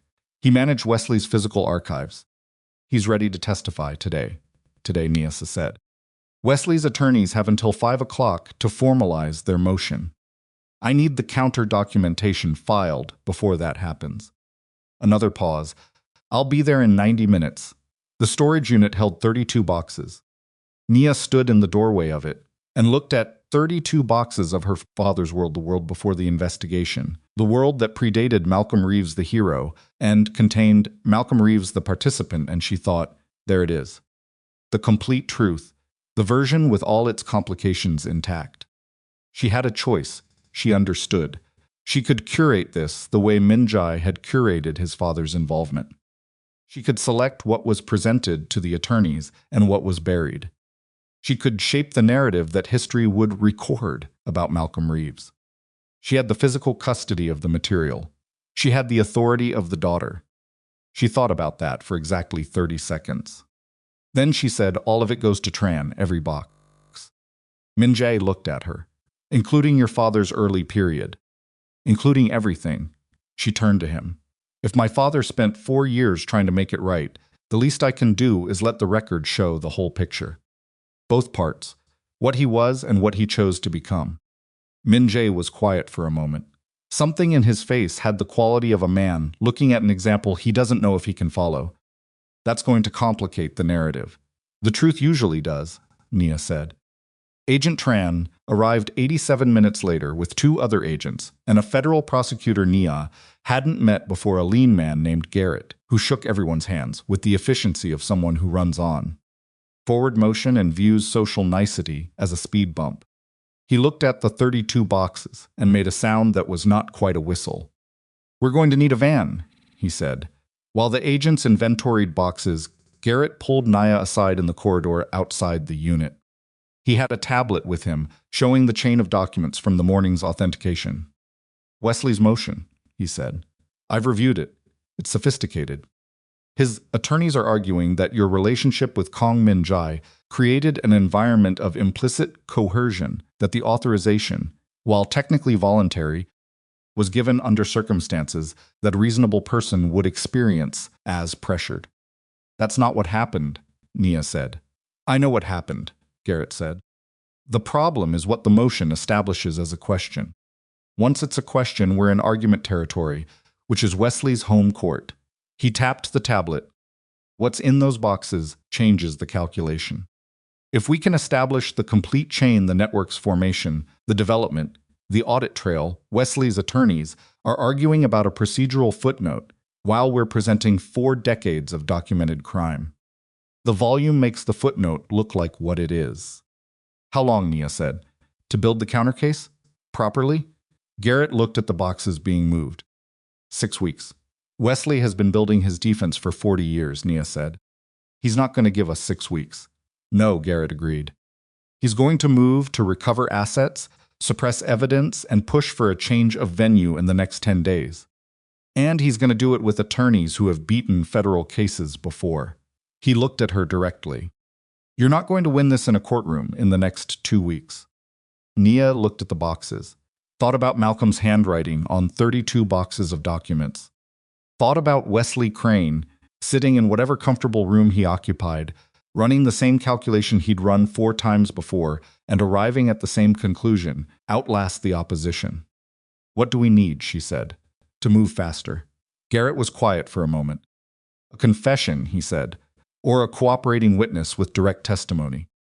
Raymond Park is good. He gives us document chain of custody and foundational evidence. But he wasn't in the rooms. He knows where the files went, not what was decided." He paused. "Wesley was in the rooms. Grant was for the past 11 months. And he stopped. Nia looked at him, and who? Garrett glanced at the far end of the corridor, where Min-jae was talking to Tran in low, clipped sentences. Min-jae's father was in the rooms, and Min-jae has access to documentation his father left that could constitute a secondary archive. He paused again. "We've been aware of the Kang Shipping Company's involvement for some time. The decision about how to proceed with that arm of the investigation has been complicated by Mr. Kang's cooperation in the current operation." "You want Min-jae to turn over his father's records," Nia said. "Voluntarily," Garrett said. "Yes." Nia looked at Min-jae down the corridor. The set of his shoulders, the way he stood, even in a storage facility corridor, in Milwaukee talking to a federal agent, with the posture of someone who has carried authority. For so long, it has become structural. He had already said the name should not survive. He had already said full investigation, whatever it costs. He just hadn't said it to a federal prosecutor. "Give me an hour," Nia said. She walked to where Min-jae was standing. Tran saw her coming and gave them space without being asked. "Garrett wants your father's records," Nia said, without preamble. "Kang Archive. Whatever Daniel left that documents his involvement." Min-jae was quiet. "You said the name shouldn't survive," Nia said. "You said full investigation. I need to know if you meant it when it was theoretical, or if you mean it now." His jaw worked once. "I meant it." "Then tell Garrett that," she held his gaze. Today he looked at her for a moment longer. Then he turned and walked to Garrett, and they spoke for 4 minutes that Nia did not approach or interrupt. At the end of 4 minutes, Garrett shook Min-jae's hand and immediately picked up his phone and began making calls. Nia's phone rang. It was a number she didn't recognize. "Chicago area code," she answered. "Miss Holloway." The voice was older, precise. The diction of a man who chose each word consciously and had been doing so for decades. My name is Arthur Lim. I represent Wesley Crane. Nia kept her breathing steady. Mr. Lim, I'm calling as a courtesy, Lim said. My client is aware that this morning's activities in Milwaukee represent a significant escalation. He wanted me to convey directly and without ambiguity that he respects what you've accomplished. A pause. He also wanted you to have accurate information about the landscape going forward, because he believes you're a woman who makes better decisions when she has complete information. What information, Nia said. My client has a document, Lim said. Authenticated. Dated 14 years ago. It is a signed agreement between Malcolm Reeves and the network, not an employment arrangement, not a consulting contract. A full partnership agreement. Profit sharing. Decision-making authority. Liability structure. Another pause. If this document enters the public record, the narrative of this case becomes a disgruntled former partner, her attempting to destroy business associates after a falling out. The criminal enterprise framing collapses. The sympathy collapses. The political will collapses. Nia stood very still in the corridor. Your father built something remarkable, Lim said gently, and then he tried to destroy it. Both of those things are true. My client is willing to allow only the second part to define the public record, in exchange for a cessation of proceedings and the return of all authenticated materials. You want me to drop the case, Nia said. My client wants this finished without further damage to your father's legacy, Lim said. He believes that's something you and he can agree on. And if I don't agree, then the partnership document becomes Exhibit A, in a defense that will take 4 years to resolve and will spend every one of those years defining Malcolm Reeves as a criminal who manufactured a conflict of interest to eliminate his former partners. Lim's voice was still gentle. I'm sorry to be this direct. My client insisted on clarity. Corridor was very quiet. Down at the far end, agents were still moving boxes. Min-jae was still talking to Garrett. Tran was on her phone. Nia thought about her father's handwriting, the specific lean of it, the letter behind the hidden panel. Some things you keep where only the right hands can find them. She thought about a man who spent 7 years making money and 4 years making amends and died before he could see which version of himself would last. She thought about what it meant to be someone's daughter. Not the clean version, the real one. The version where your father was complicated and brilliant and afraid and brave at different times, sometimes in the same week, and loved you imperfectly, and tried to protect you imperfectly, and left you a locked box and a voice authorization and a watch that still kept time. Mr. Lim, she said, tell your client I'll call him back. She hung up. She stood in the corridor for a moment. Her heart was doing something uncomfortable and loud in her chest. Her hands were steady. She walked to Min-jae. Wesley has a partnership agreement, she said. Quiet.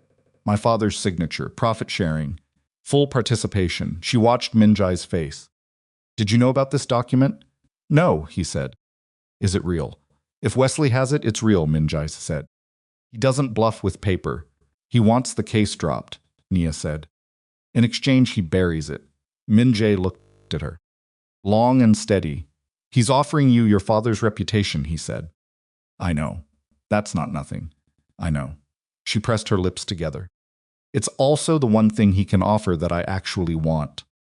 Which means he knows it's the one thing that might work. She looked at the boxes being loaded. 32 boxes of her father's truth. He's been doing this for 40 years, Min-jae. He knows exactly which lever to pull. What are you going to do, Min-jae said. She looked at him.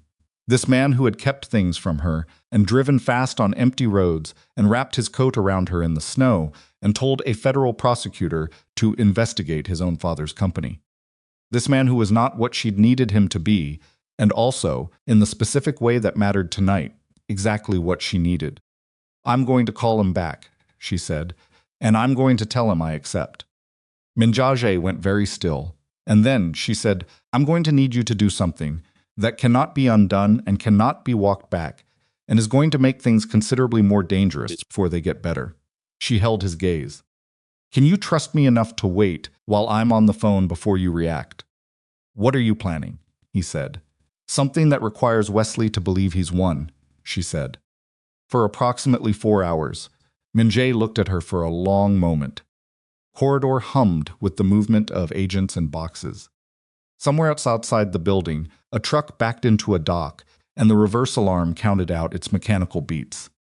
4 hours, he said. Then it either works or it doesn't, she said. He stepped back, gave her space. She called Lim back. Tell your client we have a deal, she said. I want a meeting. Tonight, all parties in person. Your client mine. We confirm terms face to face, and the materials exchange happens immediately afterward. She paused. Tell him I want it at the Meridian Club. Neutral ground, public building, no warehouse this time. Another pause. And tell him I'll come without Kang. Lim was quiet for a moment. My client will find those terms acceptable, he said. 8 o'clock. She hung up, turned to Min-jae. I need your people in position at the Meridian Club by 7. Not inside, outside, every exit. You're not accepting, he said. I'm performing acceptance, she said. Wesley is going to bring the partnership document to the meeting. He needs it physically present to finalize an exchange. He'll want the authenticated archive materials returned simultaneously, which means he'll need documentation of what he's receiving. She looked at Min-jae. That document does not currently exist in the legal record. It's not in the archive. It's not in anything Tran has processed today. Min-jae absorbed this. When he brings it into a meeting room with a federal prosecutor who has been briefed and is waiting in an adjacent room, Naya said. Yes. She watched his face. Voluntary production. His attorney brings the document to a meeting he believes is a settlement negotiation. We treat it as submission of evidence. His attorneys will argue entrapment. His attorneys will argue everything, Nia said. But Eslaus voluntarily document my father's full involvement to a meeting he requested for the purpose of suppressing that document. The intent to suppress is the additional crime. She held his gaze. Garrett told me we needed a confession or a cooperating witness. This gives us something better. It gives us the suppression in real time. Min-jae was quiet, working through it. She could see the specific quality of his silence, not doubt, calculation. The man who had run logistics and operations for a significant portion of his adult life, running the operational logic of what she was proposing. Tight, he said finally. Yes. If Wesley's attorneys review the terms before he arrives and flag the risk. They will review the terms, Naya said, but they'll tell him it's acceptable because the terms favor him. He's getting what he asked for, a face-to-face agreement, documents exchanged, case dropped. The detail he won't see is that Garrett will be in the room designated for the notary. There's no notary. Wesley doesn't know that yet. She looked at him steadily. I need you to stay out of the Meridian Club tonight. Your presence changes the reading of the room. He has to believe I came alone and I'm capitulating. And what do you want me to do, he said. I want you to be 3 minutes away, she said. Because if this goes wrong, it goes wrong fast. Min-jae looked at her for a long moment. His face was doing the thing it did when what he was feeling and what he was showing were two different layered control of a man who had spent years managing the distance between those two states. But something was closer to the surface tonight, closer than it had been.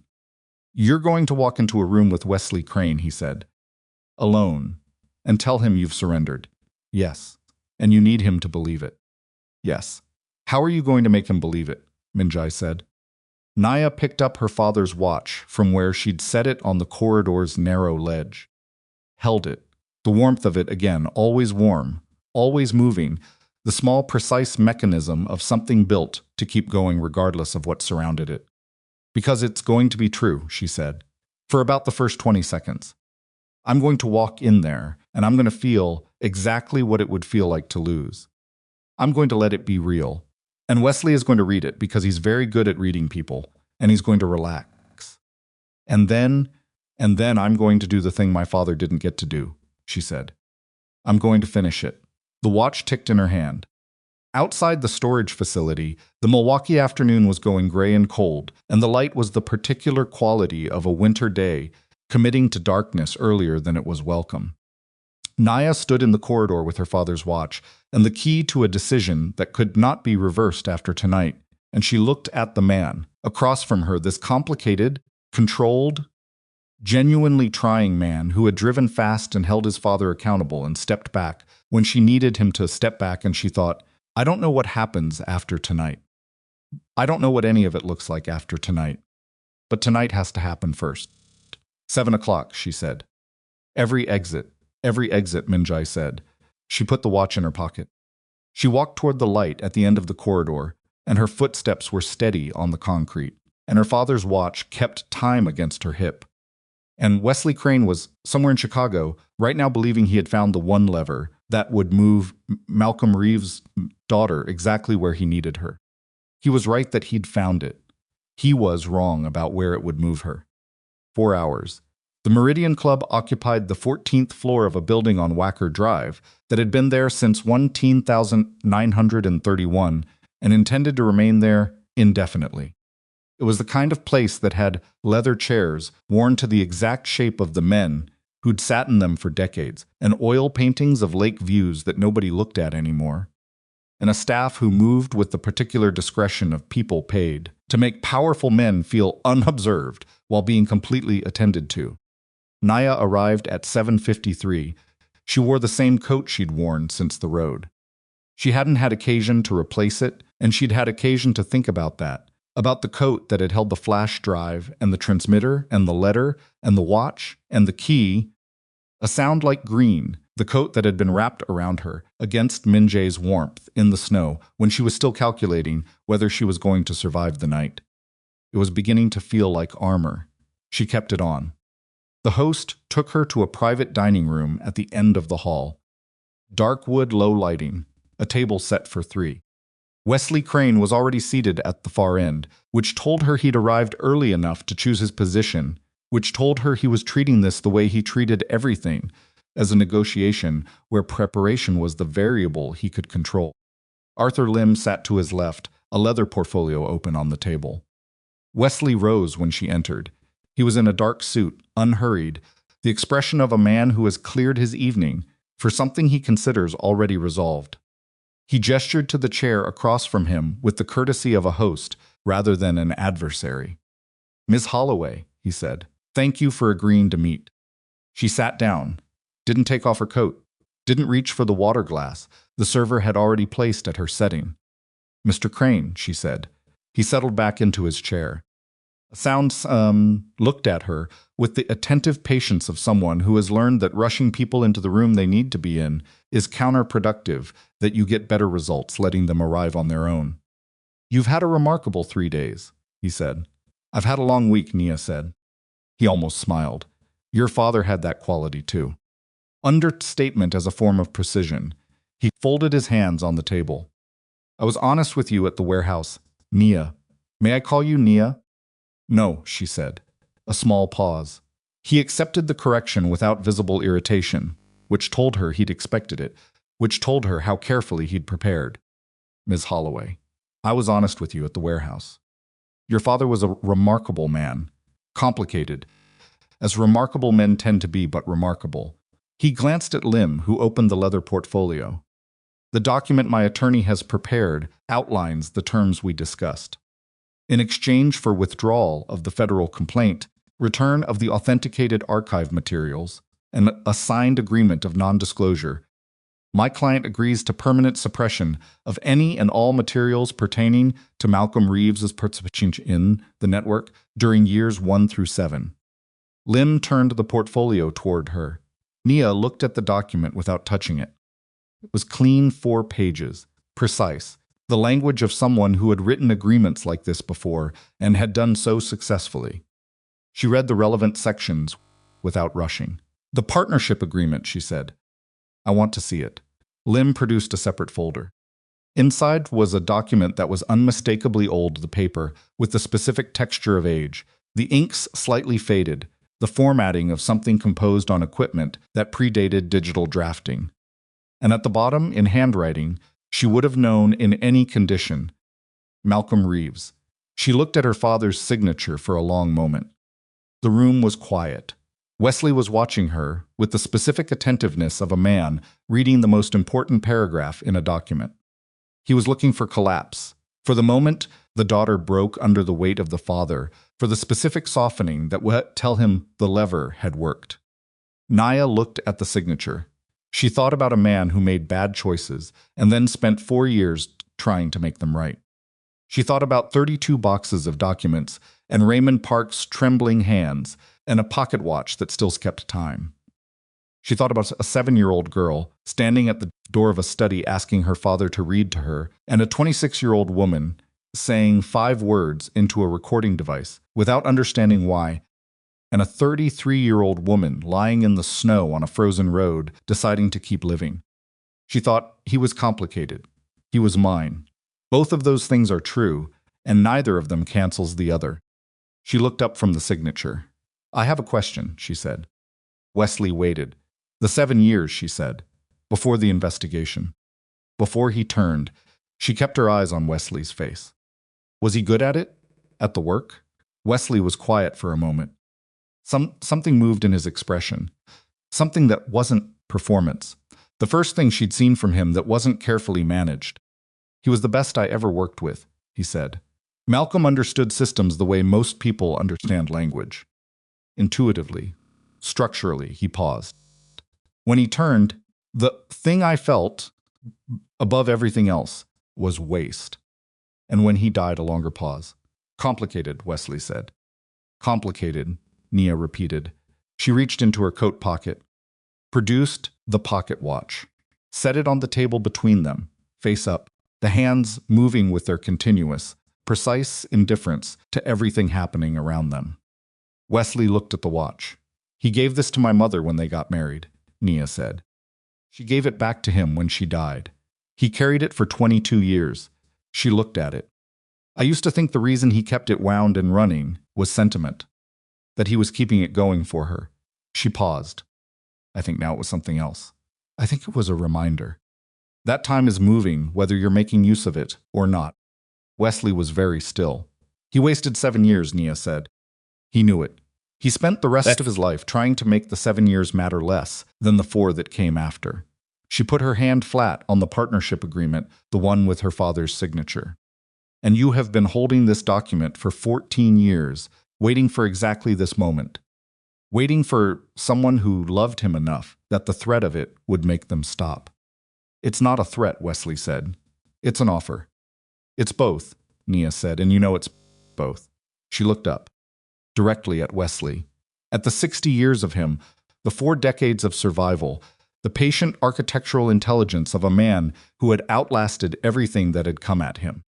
I'm not going to sign your agreement, she said. Wesley's expression shifted very slightly, the first genuine uncertainty she'd seen on his face. Miss Holloway, I've thought about it, she said. From the time you called until right now, I've thought about what it means to protect his reputation versus what it means to complete what he started. She pressed her hand flat on the table. And I keep coming back to the same thing. He didn't spend 4 years building that archive so that his daughter could use it to make a deal. He spent 4 years building it because he believed the truth was worth more than his reputation. She stopped. I'm going to honor what he believed, not what I wish were true. The partnership document goes public, Wesley said. Everything he was is already in 32 boxes in federal custody, Naya said. All of it. The early years and the investigation and the full picture. She looked at him steadily. I submitted it voluntarily this afternoon. I told them to take everything. Wesley went very still. Because my father was not only what he was at his worst, she said. And he was not only what he was at his best. He was both. And so are you. And so is every person in this chain. She let that sit. The federal case has everything. The archive is complete. The chain of custody is clean. And in approximately, she checked the pocket watch, 9 minutes, a federal prosecutor named Garrett, who has been in the private dining room at the end of this hall for the past 40 minutes, is going to walk through that door. Arthur Lim's hand moved toward the portfolio. The partnership agreement you just showed me, Nia said, has now been seen by a potential witness in a federal investigation. Arthur, I'd suggest not closing that folder. Anything that changes position right now is going to look like what it is. Lim's hand stopped. Wesley looked at her. He was very still, The stillness of a man who has run a calculation and arrived at an unexpected result, and is now running it again, looking for the error. He looked at the pocket watch on the table. He looked at the door at the far end of the room. He looked at Nia's face. "You were never going to accept," he said. "I was never going to accept," she said. "But I needed you to bring that document into this building voluntarily. I needed it in a room where a federal prosecutor could establish that you have had it for 14 years and were prepared to use it as leverage to suppress an ongoing federal investigation." She held his gaze. "That's a separate crime from everything else. Obstruction, witness tampering, evidence suppression in an active case." She paused. "It's the thing that makes the other 40 years harder to argue around.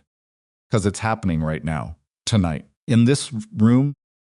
Garrett came through the door at 8:12. He was not alone.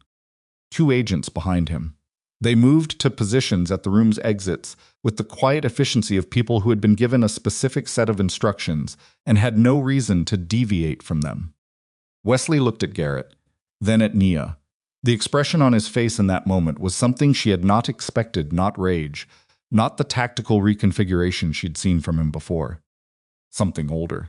Something that looked, around the edges, like a man who has run out of next moves for the first time in 4 decades and is sitting with the specific weight of that. "Wesley Crane," Garrett said, "seen you arrest for obstruction of justice and evidence suppression in an ongoing federal investigation. You have the right to remain silent." Lim immediately said something to Wesley in a low voice. Wesley wasn't listening. He was looking at Nia. "Your father," he said, while Garrett continued the recitation, and an agent moved to his side, "would have done exactly this." "I know," Nia said. "I'm not sure if that's a compliment." "Neither am I," she said, "but it's the truth, and we're doing truth tonight." They took Wesley Crane out of the Meridian Club at 8:17. Lim remained at the table with the portfolio and the expression of an attorney rapidly assessing the landscape of a situation that has changed significantly. He looked at Nia with something that was not quite respect and not quite hostility, the professional neutrality of someone who has lost a round and is calculating the next one. "Partnership agreement," he said. "Goes into evidence," Garrett said from the doorway. Lim closed the portfolio, slid it across the table toward Garrett's agent. He did it with the specific smoothness of someone who understands when a battle is finished and does not expend further resources on it. He stood, buttoned his jacket, looked at Nia one last time. "He was right," Lim said. "Your father would have done this."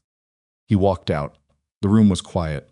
Garrett came back in and sat in the chair Wesley had vacated. He looked at the pocket watch still on the table. "That real?" "Yes," Nia said. "You want to tell me how you knew he'd bring the document?" "Because it was his only real leverage," she said. "And Wesley Crane does not come to a meeting without his real leverage in hand. He's spent 40 years knowing which document to bring to which room." She picked up the watch. Held it. He just didn't know this room had a different audience. Garrett looked at her for a moment. "Your father's file. The complete one, early period and all," he paused. "That took courage to submit. It took stubbornness," she said. "Courage sounds cleaner than it was." He almost smiled. "Either way," he stood. "We'll need a formal statement tomorrow. Your attorney knows the timeline." He went back through the door. Nia sat alone in the private dining room of the Meridian Club with her father's watch and an empty table and the city visible through the window at the far wall Chicago at night. Its particular arrangement of lights. The lake invisible, beyond the dark but present, always present. You could feel the weight of it, even when you couldn't see it. She sat there for a while, not thinking, exactly. More like letting everything settle the way water after a disturbance. Not because time to go still, not because anything is broken, but because that's simply how motion resolves. She let the week move through her in sequence. The road, the SUV, the estate, the study, the pier, the warehouse, the facility, Milwaukee, and this room. Each piece of it, she let herself think about her father. Not the curated version, the whole one. The man who built something corrupt and then spent 4 years trying to dismantle it. The man who divided evidence like a puzzle because he'd run out of people he could trust and still had a daughter he wanted to protect. The man who loved her imperfectly and tried to protect her imperfectly and succeeded, in the end, in the most complicated possible way. She thought, I wish you could have seen this. She thought, I think you'd have found it very on brand. She put the watch in her pocket and stood up and walked out. Min Jae was in the lobby. He was standing near the window that faced the street, hands in his coat pockets, the particular stillness of someone who has been waiting long enough to get very good at it. When she came out of the elevator, he turned immediately. He'd been watching the elevator. She noted, not the door, which told her something about his specific calculus of where threats were most likely to materialize. She walked to him. Wesley is in custody, she said. He looked at her face, reading it the way he'd been reading it since the roads, that specific, careful attention that she'd initially distrusted and had slowly come to understand was not surveillance, but something else. Something that cost him more than surveillance would have. Are you all right? Not yet, she said, but I'm going to be. He nodded once. They stood for a moment in the lobby of the Meridian Club, with Chicago going about its nights outside the glass. Grant, she said. His federal hold was extended this afternoon, based on the new documentation from the archive, Min Jae said. He's not going anywhere. She nodded. Raymond. Tran confirmed the protection arrangement. He and his daughter are being relocated starting tomorrow. She looked out the window. A cab moved past on Wacker Drive. A couple walked quickly against the cold, the woman's hand in the man's coat pocket, both of them leaning into the wind with the resigned practicality of Chicagoans in January. I need to go somewhere, she said. Tell me where, Min Jae said. She looked at him. Alone, she said. There's somewhere I need to go alone. He was quiet for a moment. She waited for the instinct, the reaching for control, the practical argument, the specific flavor of protectiveness that shades into ownership. She waited for the version of him that had kept things from her because he'd decided what she needed. Okay, he said. She took a cab to the south side, to the neighborhood where she'd grown up. Before the gallery and the marriage and the decade of managed distance from everything she'd come from. The house her parents had owned was occupied by someone else, now had been sold after her mother's death to pay debts that had compounded in the years of her father's investigation, when his income had become complicated and his attention had been elsewhere. She stood on the sidewalk in front of it for 10 minutes. It was an ordinary house. Red brick, 2 stories, a front walk that had been reshoveled recently, warm light behind the curtains of the front room. Someone else's life in her childhood's architecture. She thought about standing at the door of her father's study, the way the light came from inside and made a rectangle on the hallway floor. The sound of papers and the smell of coffee and the complete, specific safety of that doorway, the knowledge that behind it was the person most reliably himself, who would look up and say, "There you are." She said the 5 words quietly, into the cold air. Nobody around to hear them. The words her father had used to build the final lock. The words she'd said as a child without understanding them as anything other than a request. They dissolved into the winter air and were gone. She put her hands in her pockets. She walked back toward the cab. 6 months moved the way. 6 months move when they're full, not quickly, not slowly, but with the specific density of time that matters, each week containing more actual weight than the weeks before the road had managed in a month. Grant's federal case moved through preliminary hearings with the particular grinding persistence of the legal system, doing what it was designed to do when the evidence is overwhelming, and the defendant's attorneys are arguing procedure rather than fact. His assets were frozen in the first 30 days. His professional reputation, which had been constructed with as much care as everything else he'd constructed, began coming apart in the specific way that public reputations come apart when the documentation is thorough. Not with a single explosion, but with a sustained, incremental erosion that left nothing standing by the time it finished. Wesley Crane's case was more complex, as Wesley's everything had always been more complex. But the partnership agreement, submitted into evidence by his own attorney in the presence of a federal prosecutor, created a foundation that his defense could not successfully undermine. The obstruction charge was clean. The evidence suppression was documented in real time. The larger conspiracy case, built on 32 boxes of Malcolm Reeves's archive and 12 years of Raymond Park's careful document management, took shape over the months with the slow, inevitable accumulation of something built to last. Raymond Park testified in the fourth month. He sat in a federal building in Chicago and spoke for 4 hours with the specific clarity of a man who has been afraid for 2 years and has discovered that saying the truth out loud is considerably less dangerous than he'd believed. His daughter sat in the gallery for the last hour of it, 9 years old by then, not fully understanding the proceedings, but understanding that her father was doing something hard and doing it anyway. Kang Shipping Company's federal investigation ran parallel to the primary case. Min Jai submitted his father's records voluntarily, the complete archive of Daniel Kang's involvement, the correspondence, the financial instruments, the documentation of a partnership that had helped build what Malcolm Reeves had spent 4 years trying to destroy. The investigation cost the company's international operating licenses, cost significant assets, cost the family name in the specific way that institutional names get cost removed from buildings, from partnerships, from the vocabulary of industry associations that had used it for 30 years. Min Jae watched it happen from a distance he'd chosen. The legitimate side of the business, the logistics operation he'd built himself, from clean money and clean labor, and the considerable intelligence of a man who had always known that the other side was borrowed time, survived the investigation because it was built to survive it. Different legal entities, different operational structure, different name. He called it what it was, not what it had been.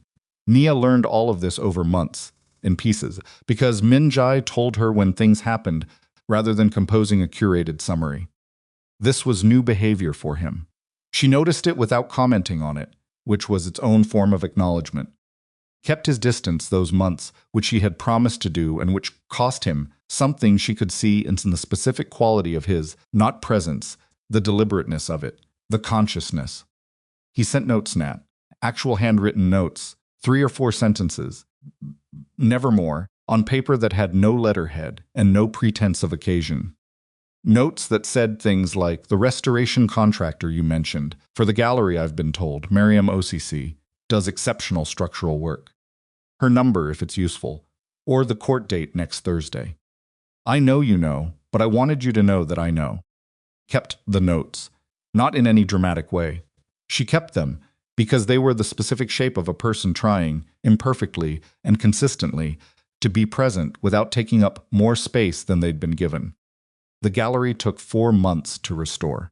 The space on the south side that had been her mother's, that had been sold under her understanding. Now what she hadn't understood then, that Grant had been managing the finances toward that outcome. That the sale had not been a necessity but a strategy was not, structurally, the same building it had been. 12 years of other occupants and deferred maintenance had left it with different bones than her mother's hands had shaped. She didn't try to reconstruct the original. She kept the bones and rebuilt around them with the specific intention of what it was going to be, rather than what it had been. She called it the Reeves Cultural House.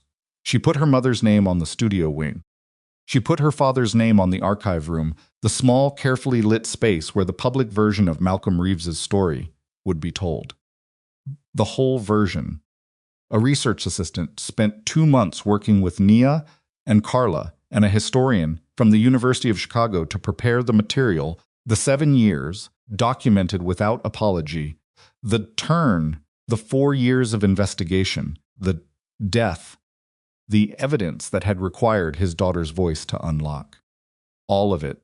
On the wall of the archive room, in the specific font her father had used on everything, was a single line. He was more complicated than the story you've heard. That's the point. She wrote that herself. The support center occupied the second-floor legal assistance, counseling, financial literacy workshops, a network of employment resources. The women who came through it in the first month were mostly referred by Carla's network and by a coalition of Chicago attorneys who'd been looking for exactly this infrastructure. By the 3rd month, the referrals were coming from other referrals. By the 6th month, there was a waiting list for the counseling sessions. Naya ran the gallery and co-directed the support center with a woman named Patricia Odum, who had been doing this work for 15 years in less resourced settings, and who looked at the Reeves Cultural House in its first week of operation and said, with the directness of someone who doesn't traffic in unnecessary softness, "This is going to do real damage." "I mean that as a compliment." "I know you do," Nia said. The night before the opening, she was in the gallery alone. Late, everyone else had gone home. The caterers had delivered and departed. The installation was complete. She walked through the rooms in the specific silence of a space that's ready and waiting. She stopped in the main gallery, in front of the first piece she'd selected for the inaugural exhibition. It was a photograph, large format, carefully printed of Lake Michigan in winter. The ice at the shoreline and the moving water at the center, both states present simultaneously. She'd taken it herself, from a car window, on the drive back from Milwaukee. She stood in front of it for a long time.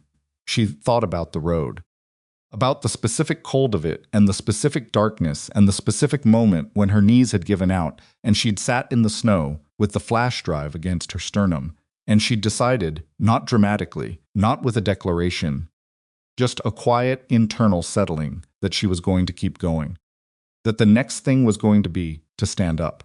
And then the thing after that, that was all it had been at the start, just stand up. And then the next thing, she was thinking about that when she heard the door. She turned. Min Jae stood in the doorway of the main gallery. He was alone, no convoy, no men positioned at the periphery, just a man in a dark coat with his hands in his pockets and snow on his shoulders from the walk from wherever he'd parked. She had invited him. She had called him herself 3 days ago and said, "Opening night, if you want to come." She had not expected him to be this quiet about the entrance. "You're early," she said. "The opening isn't until tomorrow," he said. "I know. You said opening night. I know what I said." She turned back to the photograph. "I meant tonight." He came into the gallery, stopped beside her, looking at the photograph. He looked at it for a moment in silence, not performing consideration, actually looking. She'd noticed this about him over the months of notes and her careful distance. He was a man who actually looked at things. Who didn't skim. "It's yours," he said. Not a question. "First piece I've made in 11 years, she said. Grant thought the camera was a hobby. He supported hobbies. They were contained. Min Jae looked at the photograph. The ice and the moving water. "How long have you known where this was going to hang?" he said. "Since Milwaukee," she said. "Since I took it." He nodded. They stood for a moment in the quiet of the gallery, the finished rooms around them, the life she'd built in the past 6 months, taking up its appropriate space. "The case," he said. "I got the update from Carla," she said. "Grant's plea." He accepted the terms. 14 years, she said. "He'll serve 8, probably, with good behavior." She paused. He asked through his attorney if I would consider a letter. Min Jae was quiet, waiting. "I said no," she said. "Not because I'm not going to forgive him eventually. That's for me to deal with on my own timeline, but because what he wants from a letter is permission to feel like we're resolved, and we're not, and I'm not going to give him something that makes it easier to live with what he did." Min Jae said nothing. She appreciated that he said nothing. "Wesley," she said. 23 years, Min Jae said. "He'll fight the sentence. He'll file appeals. He's going to spend the rest of his life in legal proceedings one way or another." He paused. His attorneys estimated he could stretch the appeals process for 6 or 7 years. "Let him," Nia said. "He doesn't have the document anymore. He doesn't have the leverage. Every year he spends appealing is a year where the archive is public record and the full story is documented." She looked at the photograph. "He spent 40 years being the person who controlled the narrative. He can spend the next 20 being the subject of someone else's." Min Jae looked at her sideways.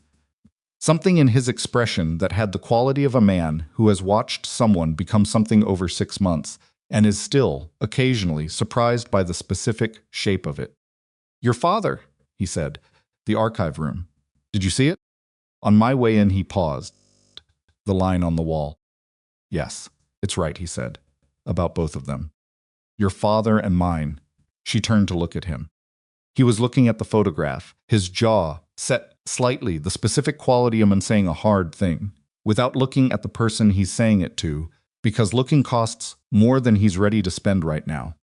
The company name, she said. The new one. It's my mother's name, he said.